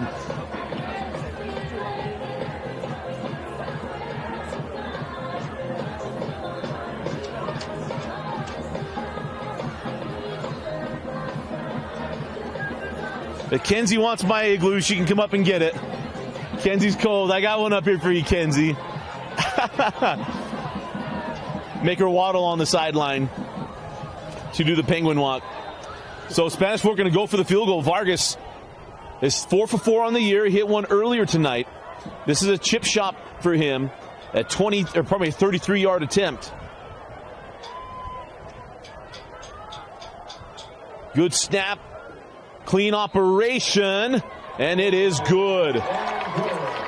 And no penalties. No penalties. Hey, it's a celebration. And a win for the Timpanogos defense. Absolutely a win for the Timpanogos defense. Similar to right before half, keeping them out of the end zone there. I do want to shout out, though, Spanish Fork, just talking about just what great young men these are. Coach Smith was talking about how this past winter, several of the Spanish Fork players and the Especially for Athletes nonprofit organization raised a bunch of money, purchased meals, and delivered food to over 130 families in southern Utah County. He said they're going to do it again, and we'll do it for probably 200-plus families. That's what it's all about, serving the community. Well, and these athletes have a history of doing that in Spanish Fork. There's a famous young man that became famous for a bad thing. Dane Money was a quarterback and baseball player here at Spanish Fork, and famously playing in a play-in game against Maple Mountain. Thought the game was over. They're playing at Provo High School. He ran out the clock. He wasn't thinking. He dropped the ball in play, thinking the game was over. Maple Mountain recovered it, returned it for a touchdown. It became national news on the mistake. And Dane Money heard about a lot of stuff from the community and everything else. That night, decided to go out and start doing some service around his neighborhood. Started mowing lawns and asked people how he can help him. And he owned his mistake that I'm going to learn from. And one of my favorite stories from covering high school sports, because a young man that nationally, I mean, this was picked up by everybody, that happened. And then that story got picked up as well. Beautiful. Yeah. And, usually all you hear about is the mistake. Right. You don't hear about the redemption. You don't hear about, the I'm sorry and owning it and doing something really going above and beyond to help the community. So out comes Riggs in the offense. Can they bounce back trailing by 6? Gonna throw out to Livingston. Luke with the stiff arm. and spins to the 30-yard line. A gain of 10 on first down. First down to first down. And a new set of downs. Again with the tempo. Well, I'm going to say they're going to move the chains.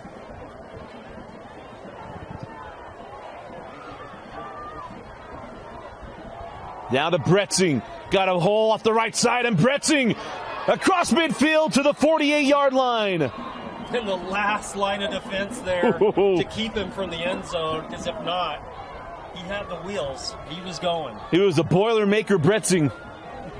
That was a train, a choo-choo train for sure. Had full steam. They go back to Bretzing. Just your ho-hum gain of 4. It'll be second down and 6. Yeah, I love that north and south, just getting upfield, picking up what you can, making it second and manageable. McCann near side with Graff. And back to Bretzing. Easton did a nice job driving those legs, and Bretzing inside the 45-yard line. Mark him at the 42. Third down and manageable here for Chase Riggs and the offense. He's just been a workhorse.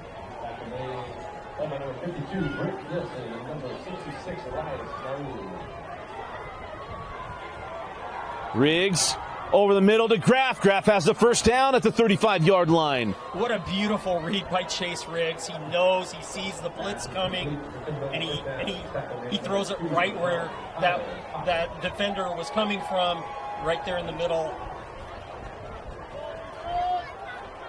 First and 10. Riggs and roll to his right. Was looking for the wheel, throws it. Nobody home on the play. He obviously thought someone was running to that spot. He had the read. Nobody there. And if you want to be able to see more clearly, go to our friends at Advanced Windows. Fall window sale, $2,000 off, 10 windows or more. Get 60 months, 0% financing for a limited time only. 801-850-9100 or go to advancedwindowsusa.com.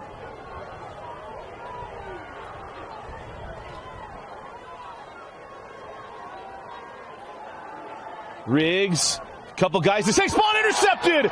Goes off the receiver's hands and picked off. Robinson had to go right off his mitts. You know, interesting. Coach Smith was talking about that for Spanish Fork, saying that the ball wasn't bouncing their way in some previous games, but definitely bouncing their way in this game. You got to hate that as a quarterback. And, you know, what was interesting about that is they went empty backfield. They were spreading that defense out. Nice pass, just couldn't quite hold on to it there. Good defense by Spanish Fork, being in the right place at the right time. Now Robinson want that play back. Could his defense redeem him a little bit here? First and 10. They show run, throw to the outside, up the sideline and out of bounds. And on the catch and run for Spanish Fork is Tyson Mansfield. Yeah, he's played quite a game. He's had four touchdowns so far this season, 19 catches. He's been one of the favorite targets for McKay Smith. First and 10 at the 49.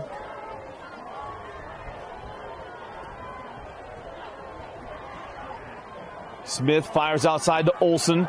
Nice job by Hall. Got around the block, makes the tackle. Beautiful job there by Hall, getting around the blocker and makes a nice open field tackle. Can't stress how difficult that is.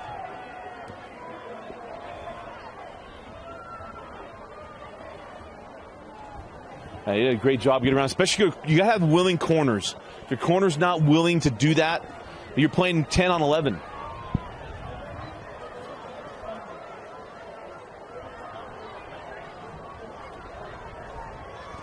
So second down and 8.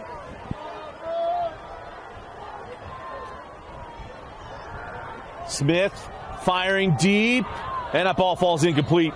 Nice job at switching off on the defense. Yeah, hasn't quite been able to connect there with Warren. He's thrown to him several times there on the outside. Hasn't been able to connect. Definitely has the arm strength. timing's just been slightly off there.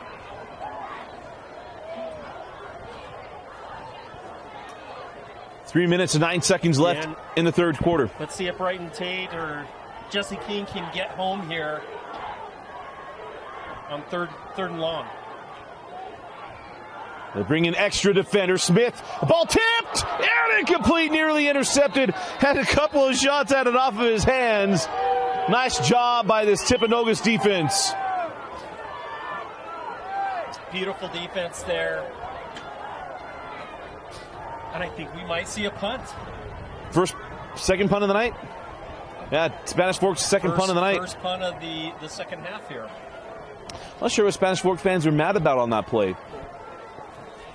They want a pass interference? I want a pass interference, and he actually the one that touched the ball. That's okay. I think the ball was tipped as well. Yeah, which is clean too. The ball's tipped. Oh man, that was a high snap, able to get to it. And that's going to take a down roll inside the 15-yard line. I think around the 12. No, they're going to call it at the 15. You know, I thought they were getting close there to block it. Timpanogos has one block, or two block punts so far this season. Hey, the first quarter tonight was 28 points. What I talk about at halftime, sometimes these games slow down in the second half. We've had 10 points in the third quarter. Yeah. Slowed down a little bit, but they're still driving down the field. Yeah. I mean, they really are marching up and down the field. If it isn't for a couple of, penalties here and there, you may see even more points. We don't have any official stats at the moment, but can I guess we're going to get close to a combined 1,000 yards tonight.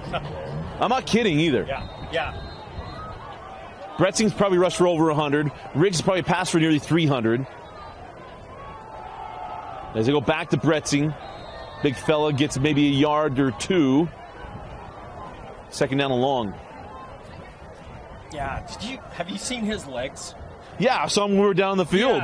Yeah. I mean, they do call him Beast. Yeah. The Beast. Riggs rolls to his right, going to fire to Bretzing in the flat. Gets chopped down at the 20-yard line. And that's the thing. Where do you choose to tackle that kid? Go to his legs and taste his quad. Yeah. Eat this. Like, call that guy Quadzilla. Yeah. Tree trunks. Third down and 5. Riggs firing for Livingston. Makes the adjustment. Of course he does. Out of bounds at the 35-yard line. Man, those back shoulders are just bread and butter for those two. I'm going to miss. Beautiful catch. I'm going to miss watching this kid play high school football. So savvy, so clean. The Utah high school football version of Austin Collie. Yeah.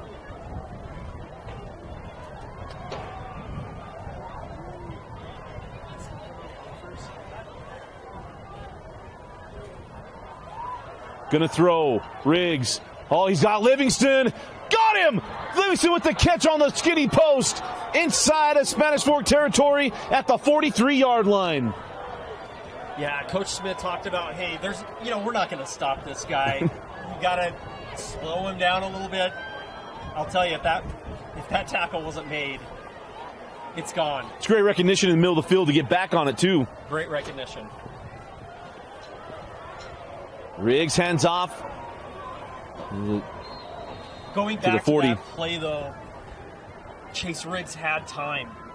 He had time to throw that ball. Great offensive line play.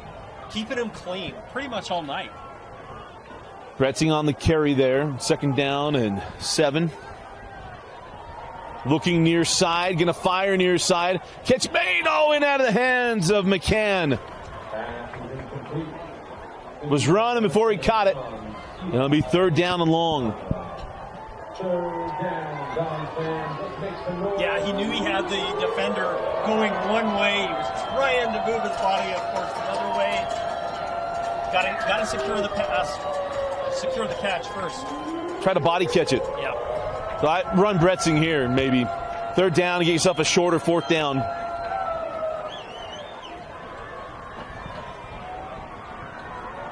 Riggs. McCann with the catch and is popped. Probably knocked the wind out of him. It'll be fourth down and 4 for Timpanogos. I recognize that one right there. I'll say that hurts. That is painful. Way to hold on to the ball. And that was a great defensive hit as well. And Clean got his head ready from it. Two things can exist at the same time. Great catch, great tackle. Hope he's okay. Like I said, got his head away. We had the one earlier that I don't know that I loved the call. I guess he was defensive because he was off his feet. Right. But that one was, right to the ribs. Right. Nothing you can do about that. That's a football. Yeah. We removed that. We might as well not call it football. That's correct. Just put flags on it. Yeah, we just call it basketball at that point. But good for McCann. Anyone who's ever had the wind knocked out of him. Whoa, and a late flag? Did McCann say something as he stood up? Multiple flags? I mean, as soon as he stood up and started walking, multiple flags come out. So did McCann say something as he stood up? Well, Mr. Official's pointing and north. If it is against them, that hurts them tremendously. It was 4th and short. Well, he's pointing going north here. Going to go down.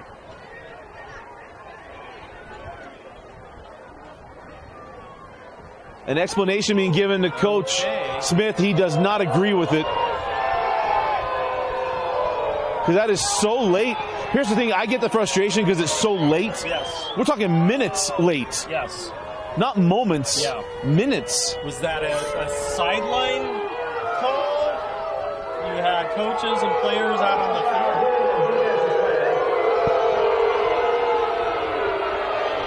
I know we're on a Timpanogos broadcast, and that is not a defensive player. That is not a defensive. He's running an out route, first of all. He wasn't running over the middle. That's not a defensive player. How do you call that 2 minutes after the play I know. over? So, it was not defensive. Now, I'll give this to officials' credit. The high school rule book is very gray, meaning there's a ton of interpretation without a lot of guideline to it. Shoulder pad to ribs. Yeah. That wasn't helmet to helmet or leading with the helmet. Yeah. Bretzing. Yeah, I don't love that. I don't agree with it. I don't like it. I put that up with like celebration penalties. I don't love it. Yeah. Hurry up offense. Tempo. Getting on the line. Bretzing. Right back up the gut. It'll be 3rd down and 5 for the Timberwolves. Yeah, he's earning every yard at this point. That Spanish Fort defense trying to clog the lanes, trying to clog all the gaps. Easton still playing tremendous smash mouth football. 3rd down and 6. Riggs looking. He's got McCann, or probably Graff, makes the catch. Touchdown, Timpanogos. Gabe Graff with the TD with 7 seconds left. And now we have a flag at the end of this play. Hey, I'll just say this. Chase Riggs bought time, sprinting out to his right, rolling out to his right, buying time. Sees his wide receiver open in the end zone. Absolute laser touchdown. It's a good job of catching out late, and a sideline warning to Spanish Fork. The next one will be a penalty.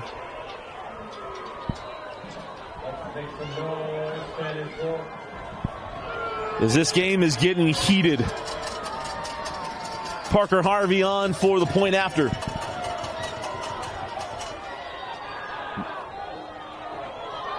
It just has to clear it. Doesn't have to clear by much, and now we have another flag. We got leverage. Well, or maybe they hit the deep snapper. You can't hit the snapper on the snap. You know, the back judge threw the flag there. Yeah.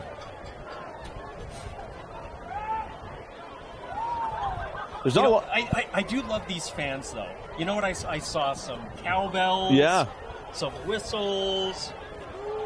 Like I said, they usually only get to use it 1 week a year during the Spanish Fork Rodeo, so why not bring them out to the football? 7 seconds left in the third. We'll roll through since we're going to be taking to a commercial here momentarily. We're the kind broadcast. We're not TV. We're the kind broadcasts. But I tell you, the fight from both these teams, this is enjoyable. This is where Spanish Fork has just got to say, look, put it behind us. Yeah. You can't let the last play hurt you now. Right? Yeah, can't compound it, right? It absolutely can't. So you got to take a deep breath, regroup, and just absolutely move forward. Yeah, you can't. Hey, and they're playing my favorite song. I love this song. I played this at the gym, and everyone kind of starts to give the little head bob. That's right.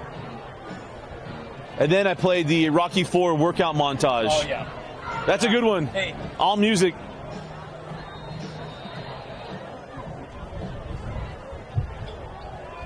So I try to make it through the squat days you prepared for me. Yes. The squat and the pit shark. Brett Singh puts this one away. And we'll bring it out to the 20-yard line. What a close one. This is so much fun. By 1 point, Timpanogos leading. And what's the interesting thing is if you're Spanish Fork and you start thinking, hey, we're going to get points, and then you go for 2 early. Right. Do you wait for it later? Right. Do you try to make it a 7-point game on a touchdown here if you were to score on this drive? There's all kinds of interesting things we're going to see down the stretch here. Yeah. And they're still mad about that personal foul. At this point, again, what are you going to do? You gotta flush it. One of my favorite coaches from college baseball, and I remember his name, was the coach at Cal State Fullerton. And he put a toilet in the top of the dugout, and his whole thing is, hey, when bad things happen, we gotta flush it. We have to move on. Double flush this one. It's a 2-timer there, pal. Throw it outside. This is a 2-flusher. This will be second down and 8 when we come back. What a good one through 3. We close out the third quarter. It's Timpanogos 35, Spanish Fork 34. When we come back, it'll be the fourth and final quarter of the regular season. You're watching Timpanogos football on the. And welcome back. Start of the fourth quarter. Dusty Lister, Eric Lister, Kenzie Valentine down on the sideline. Oh, nice job of that defense. Got around the edge. Will make it third down and long on the carry for Vest, as both these run defenses have clogged down the running lanes. Yeah, in the second half, both have done a much better job of closing the gaps, slowing down the run game, bringing up third and manageable, though. On a super windy night, folks, get your igloo, IGLU, outfitters.com. Mine's on. I'm feeling so much better. Smiles back. Gonna throw. Pressure comes to the first sack of the night.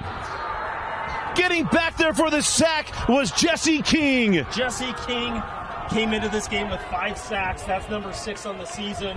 Absolutely fantastic. Pressure and doesn't quit, man. He just has a motor, keeps grinding, makes it happen, and forces him to punt. With all the points, Timpanogos' defense is the only one that's forced punts tonight. Timpanogos' defense is the only one to get a sack tonight. Amazing. Got that punt away. And a fair catch taken by Tyler Hunter. As this game early in the fourth quarter, now a chance to get up 2 scores. Neither team has gotten up 2 scores in this game. Yeah, and you see, honestly, right now, Timpanogos, they're jumping up and down, they're hooting and hollering, they're absolutely pumped. You see a little bit of a momentum swing here. So a chance. I take that back, 24-14. Spanish Fork was up 24-14. Then the Timpanogos scored the touchdown for the half, got the turnover to start the third quarter, scored their touchdown, and since then it's been a seesaw. Yeah, and I guarantee you Coach Smith is just going to harp again on the penalties. I mean, it took away a touchdown right before half, gave Tim a first down on that last drive that was huge. I just heard them playing Ice Ice Baby. First down and 10. Gonna run, Brett Singh to the 46-yard line. Yeah, again, the beast making things happen. 5 yards.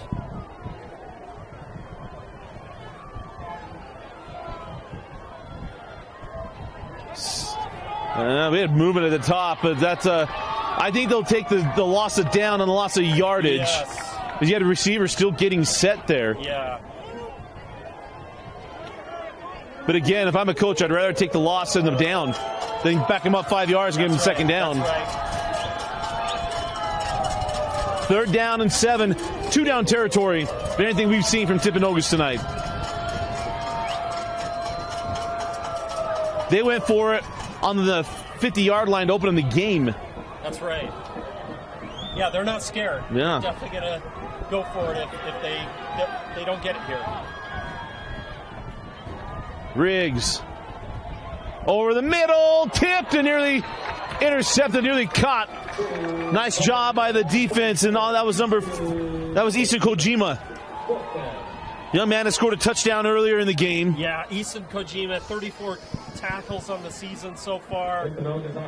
Sinks back into coverage, able to get his hand on the ball, and force a fourth down. Then 4th down and 7. Bretzing could be the first punt tonight for Timpanogos, and it is. Spiraling kick that takes a Timberwolf roll.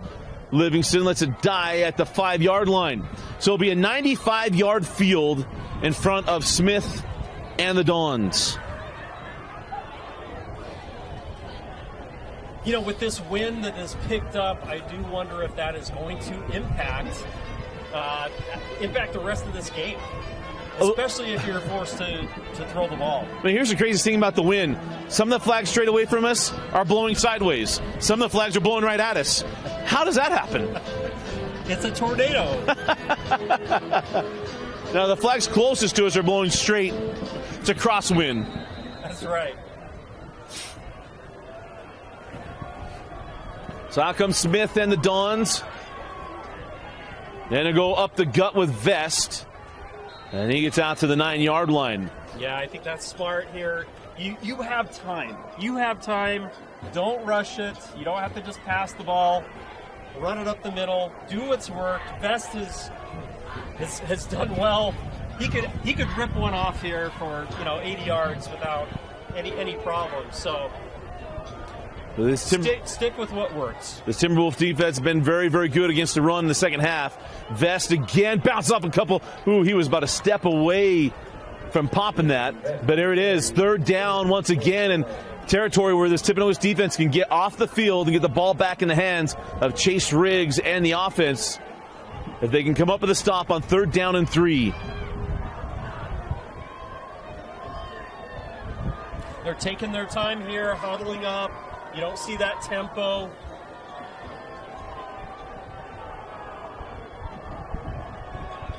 So 3 receivers to the top of the screen.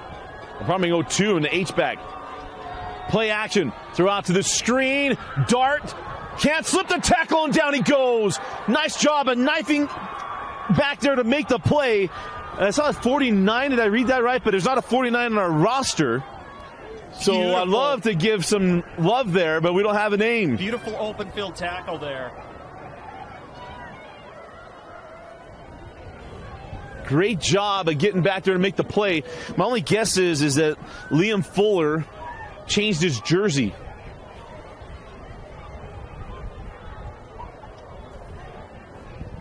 So Spanish Fork to punt it away again. Line drive kick. Angles away from Hunter. He's got to let it roll. Peter, stay away. And it'll be Spanish Fork ball, or probably Timpanogos ball at the Spanish Fork 47. Great stop by the defense there.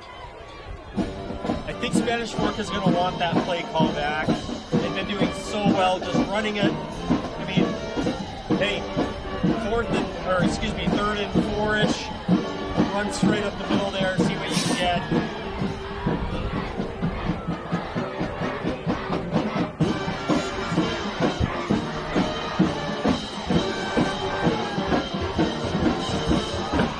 Austin made me put the hood on. I like messing up my hair, but I guess I'll be a little warmer. So here we go, 7.5 left. Gonna go to Bretzing, and it opens up, and just a shoestring tackle, keeping the Bretzing Boilermaker from taking that to the house. By a fingernail there. Oh, mercy. He had all the momentum. Nobody wanted to step in front of that. There's not a safety in this state that wanted some of that. And again, Bretzing. There was a running back in the day when Eric Kerr was at Jordan, his first state championship. His name was Clay Moss, and Clay played at Weber State. And this is what he runs like. Clay Moss ran, he wasn't as big as Bretzing, but that dude ran hard, and he ran downhill with awesome defenses. You know, you just love these guys that they're like, look, I don't want to take punishment. I'm going to deliver it. And that's exactly what we see here from Easton. That's the old saying, he runs behind his pads. He runs behind his pads.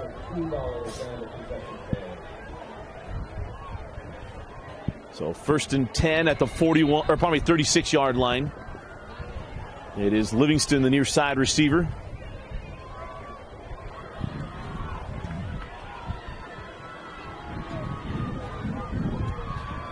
Riggs goes back to the ground again. Bretzing, and like I said, he's like a couple of steps away. He is. Just a little bit heavy legs there. Gets tripped up, but still falls forward. He's definitely the back that always is falling forward. You never see him falling backwards. He's got lead in his helmet. Hey, what are you doing? Getting my hands warm. I forgot my gloves. This igloo is amazing, man. I'm telling you. It's full body. It is so good. I am so warm. Now I'm going to get my hands warm. Bretzing bounces it. Bretzing inside the 25. Dives toward the 20. And another flag. So we're going to have a holding penalty. This is going to come back. Yeah, you saw Bretzing there being patient, following his blockers, bouncing it, continuing to bounce it outside. Unfortunately, looks like this is coming back. So holding on a receiver. Josh Graff going to pick up the penalty.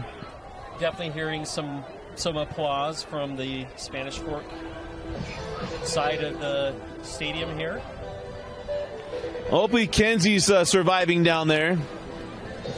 Been cold. She needs an igloo. I offered it. She just laughed. But she'd have to waddle. She'd have to drawstring it and waddle around down there. There's not a lot of room to run in this. Like a penguin? Like a penguin. That's why it's an igloo.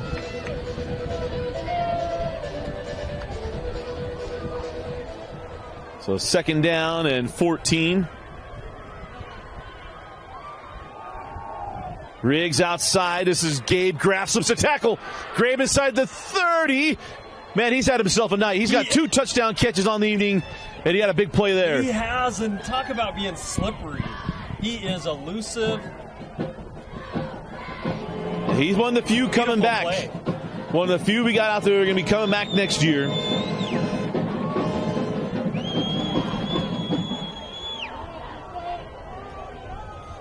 Bretzing has the 1st down inside the 25-yard line. 1st and 10, Timberwolves. Yeah, trying to add to this lead here. Give yourself a little bit of wiggle room. Try to get up by 2 scores, maybe. Now, here's the question. Do you go for 2 if you're Timpanogos? No, I take the field goal because then they got to go for 2. Either way, right? You go for 2 and you don't get it, you open up the chance for them to tie it with an extra point. I'd much rather kick the point after and make them go for 2 and get a shot. 1st and 10, going to go screen to Livingston. Luke being patient at the 20, dances inside there at the 20-yard line. McCann is reacting. I don't think there was a flag. But McCann's reacting like well, he does have a hold. We couldn't see the flags. They were kind of blocked by the coaching staff in the sideline, but the way McCann reacted, you knew there was a flag there. His uncle's in the building tonight. His uncle is Dave McCann, the former KSL lead anchor on the evening news. Currently with BYU TV. In fact, he's a brave man sitting with the Spanish Fork fans tonight.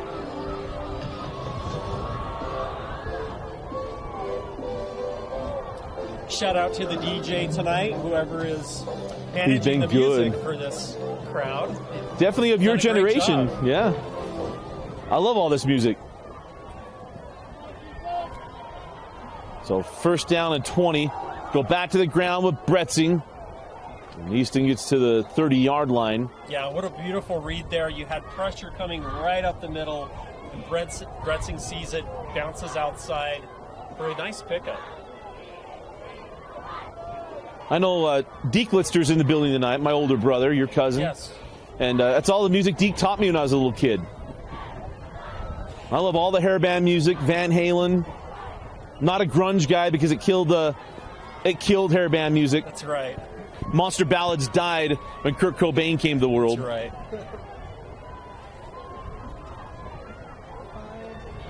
Uh-oh, bad snap. Did Riggs get back on top of it? I think he did.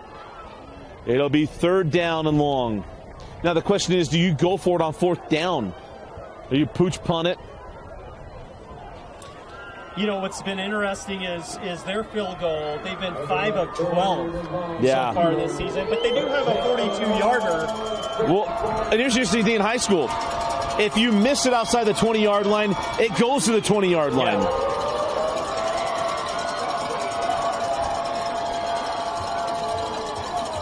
Bretzing on the outside, Livingston working the slot. Riggs, pump it left, fires, got a man, got the catch, and the touchdown! Dash McCann! Beautiful, beautiful. You see Chase Riggs with the pump, the pump fake, and then he lets it fly for the touchdown. Both McCann boys scored on that dash and cash. A dash of this, a dash of that equals 6 points. And now the point after to make it an 8-point game. His fourth touchdown of the season.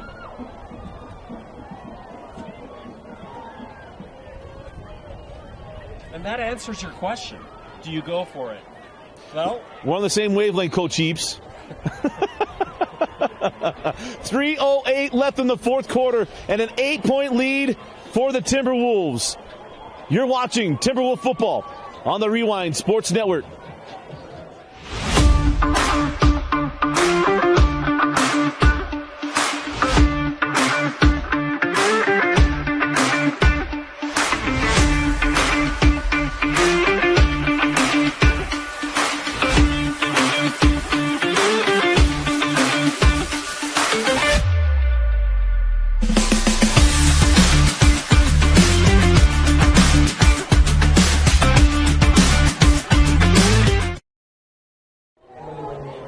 And welcome back. Dusty Litzter, Eric Litzter, Kenzie Valentine surviving down there on the side. She's near the Timpanogos sideline. Kenzie, anything good happening down there? Yeah, Dusty, these guys are fired up right now. They just can't wait to win this game and pull it out for the end of the season. How cold is it on the field? At the top of the press box, it's pretty cold. Oh, it's freezing. I wish that I was in the game right now. Well, I offered it. You just stay down the field. We'll get back with Kenzie a little bit later. She will have the reaction post-game. yeah, there we have Easton using his monster leg to knock it out of the end zone. So out comes McKay Smith and the Dons. Don't stop believing. Hey, everyone's singing it. I love this song until the 2005 White Sox absolutely ruined it with A.J. Pierzynski. It's the only song, get this, it's the only song that topped the charts 3 different times. On its original release, then Laguna Beach, and then Sopranos. Made it number 1. That's not a lie.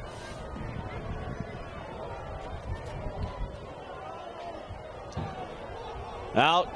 They go back to the screen to play the end of the last drive. They go to dart on the screen, and it's a gain of 2. Yeah, they can't quite get that blocked up the way that they want to, but also credit the Timberwolves for the pursuit. The pursuit, everybody to the ball, getting there as quickly as possible to stop that for a short gain.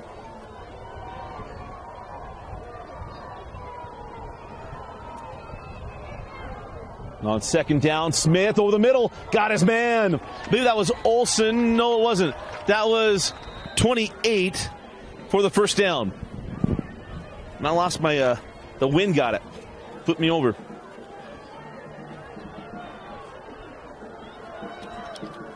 Looks like Nixon Warren. There's Nixon Warren on the catch. So 1st and 10 for the Dons. Again, Smith stepping up in the pocket, fires to the out.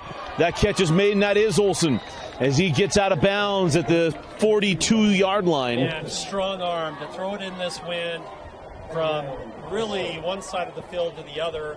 And also, I wanted to credit again that offensive line on that previous play, giving McKay Smith plenty of time to throw the ball. He was definitely going through his reads.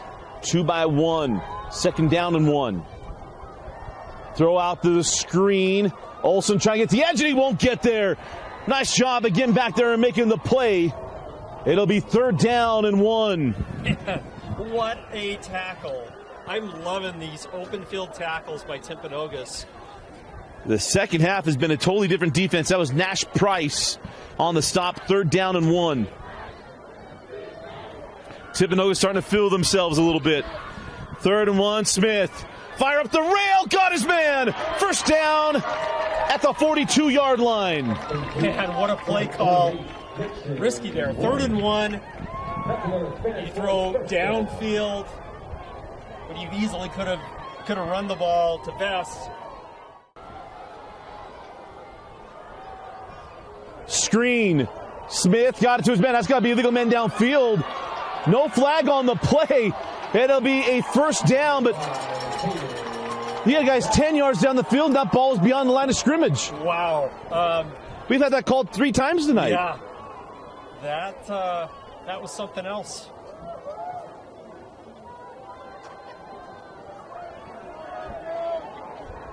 I wouldn't bring it up if it hadn't been called multiple times tonight. 1st and 10 from the 25.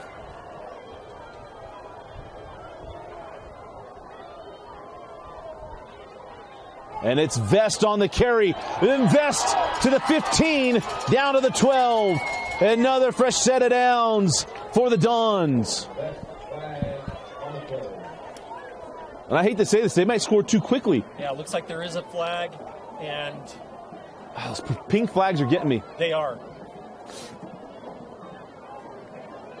And there's one of the linemen from Spanish Fork saying it's on Timpanogos. Well, I take that back. Dart isn't happy. No.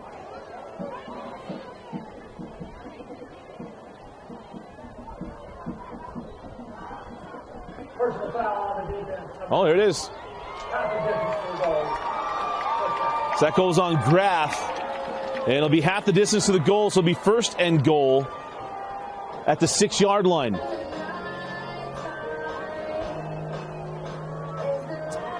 And I hope everybody has their popcorn, because this game is going down to the wire here. Minute 10 left. Well, here's the interesting thing, too. Spanish Fork has 2 timeouts left, and Timpanogos has all 3 of theirs. Yeah.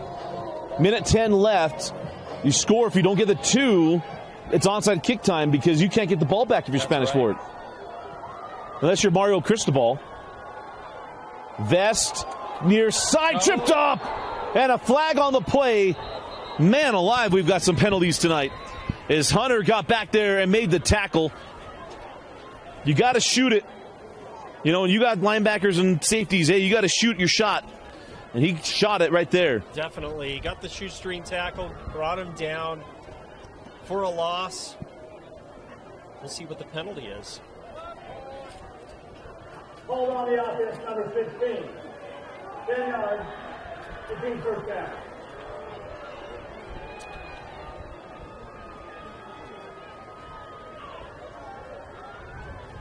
Was that a makeup call for Yeah, I think so. the illegal man downfield, possibly?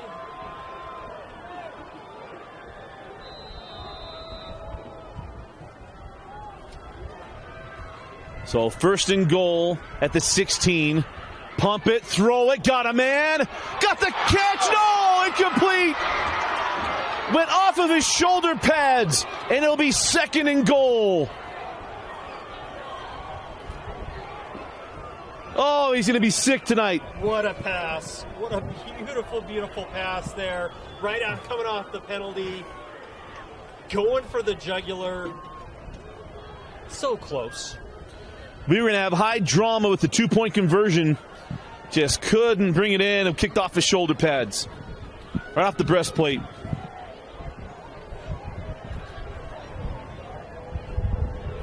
Second and goal.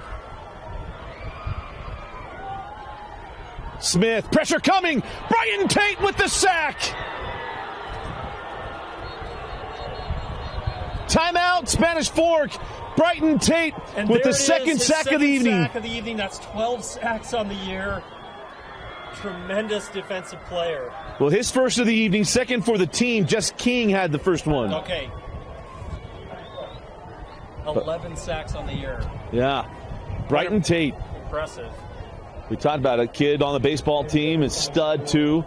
So timeout here for Spanish Fork, and now, if you're Timpanogos, I mean, I don't love saying, hey, get soft with your coverage, but now you're squatting the goal line.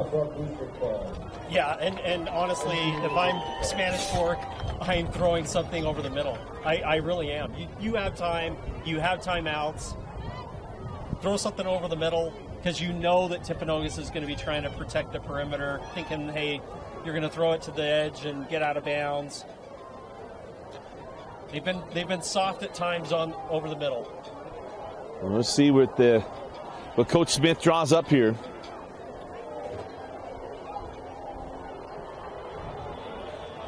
So 3rd and goal. Caden Vest in the backfield with McKay Smith.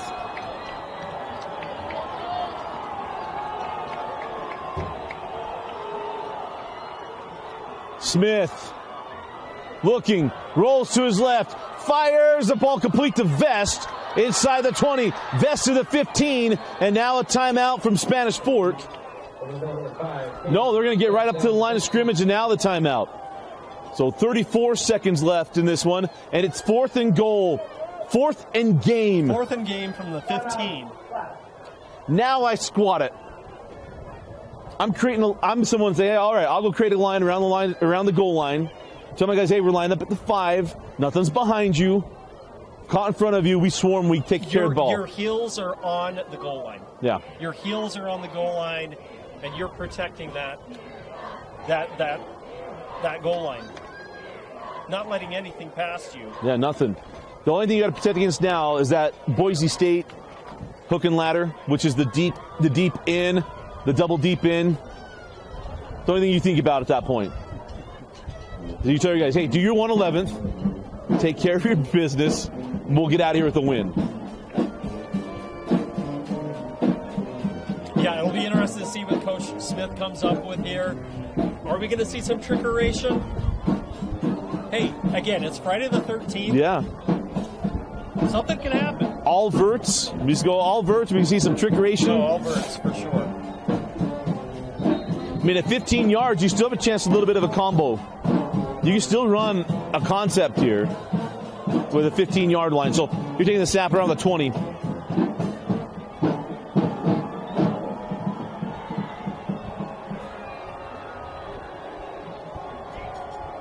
Kojima going to be in the backfield to be an extra blocker. Let's see what they do here. They're going to rush 3, keep everybody back. Smith, step up, fires. Incomplete, and that's the ball game. Timpanogos comes back down 10, and they're going to take this one 42-34. And I love the fact that there was no quit. They just kept fighting and fighting and fighting. You saw some halftime adjustments to try to stop that run game that was so prevalent up the middle in the first half. Come away with the win here. We'll talk about what we've seen in the second half. I mean, they played a great second half to come out this win. Yeah, tremendous second half. They stuck with it. They never gave up. They kept fighting. Penalties on both sides.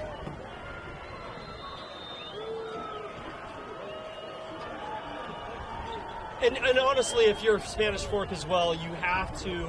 I know there's no, hey, look, we didn't win this game, but hey, we can take something from this. But really, they can. They can, yeah. I mean, look at how they played Provo. Look at how they played Timpanogos. This should help them as they go into the playoffs.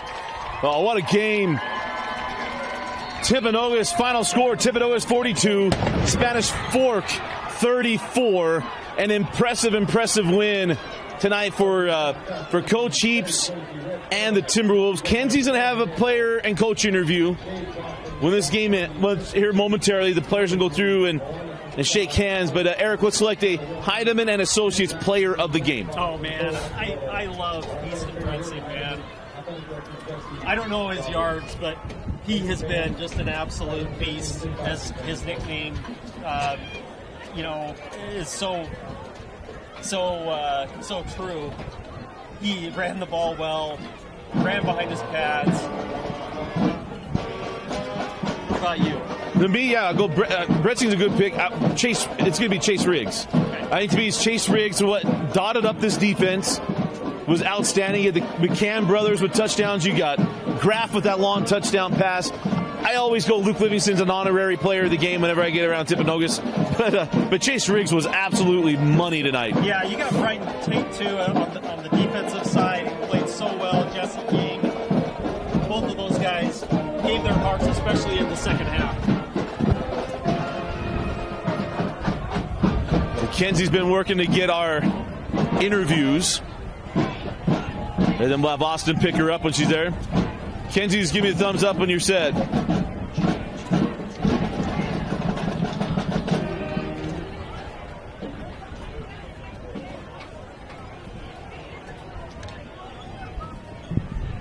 All right, let's send it down to Kenzie Valentine, who's down there with Luke Livingston and Chase Riggs.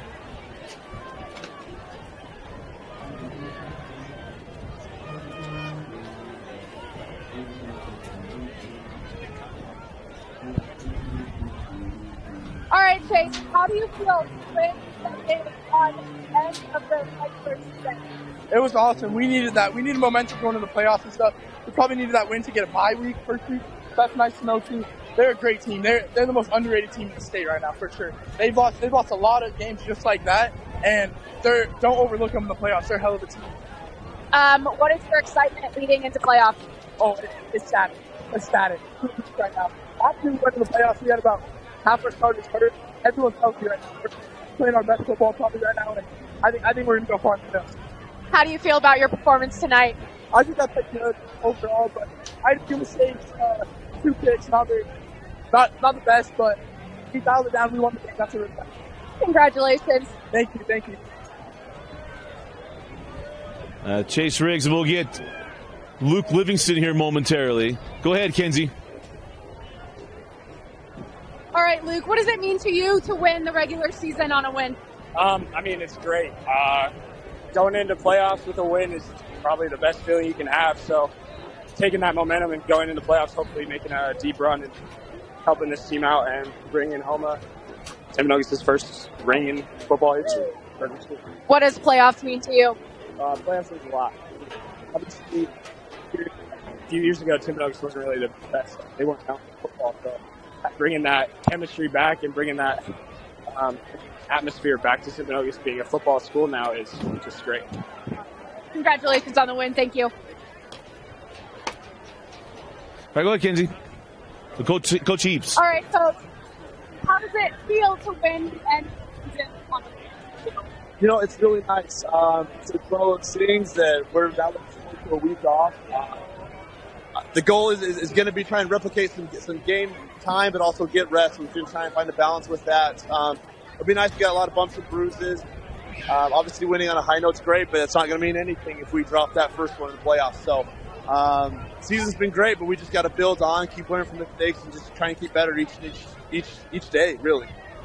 For the second half, it looks like you guys did do better on finishing your tackles and not giving up so many big plays. What did you tell them in the locker room to bring them back out for the half? The message going in was just do your job, do your 1 of 11. And we talked about it often. The 2 guys we didn't score was penalties and drop passes. So we missed throws. And defense simply just missed tackles. We had guys there in spots. Coach Hamer on defense had guys in the right position who just weren't making plays. So it's kind of just challenge each one. Challenge really the seniors, the leadership to take ownership on it. And I obviously we kind of thought that was the difference on this one. Awesome. Thank you so much for your time. Congrats on the win. Thank you, man. Awesome. Thanks, Kenzie. Well, congratulations to Timpanogos. Again, the final score, the Timpanogos Timberwolves 42 and the Spanish Fork Dons 34. Both teams move on to the state tournament, but Timpanogos goes in with a lot of momentum. Our players of the game, Easton Bretzing and Chase Riggs. For Austin Bigelow, for Gavin, Kenzie Valentine, Eric Litzter, I'm Dusty Litzter.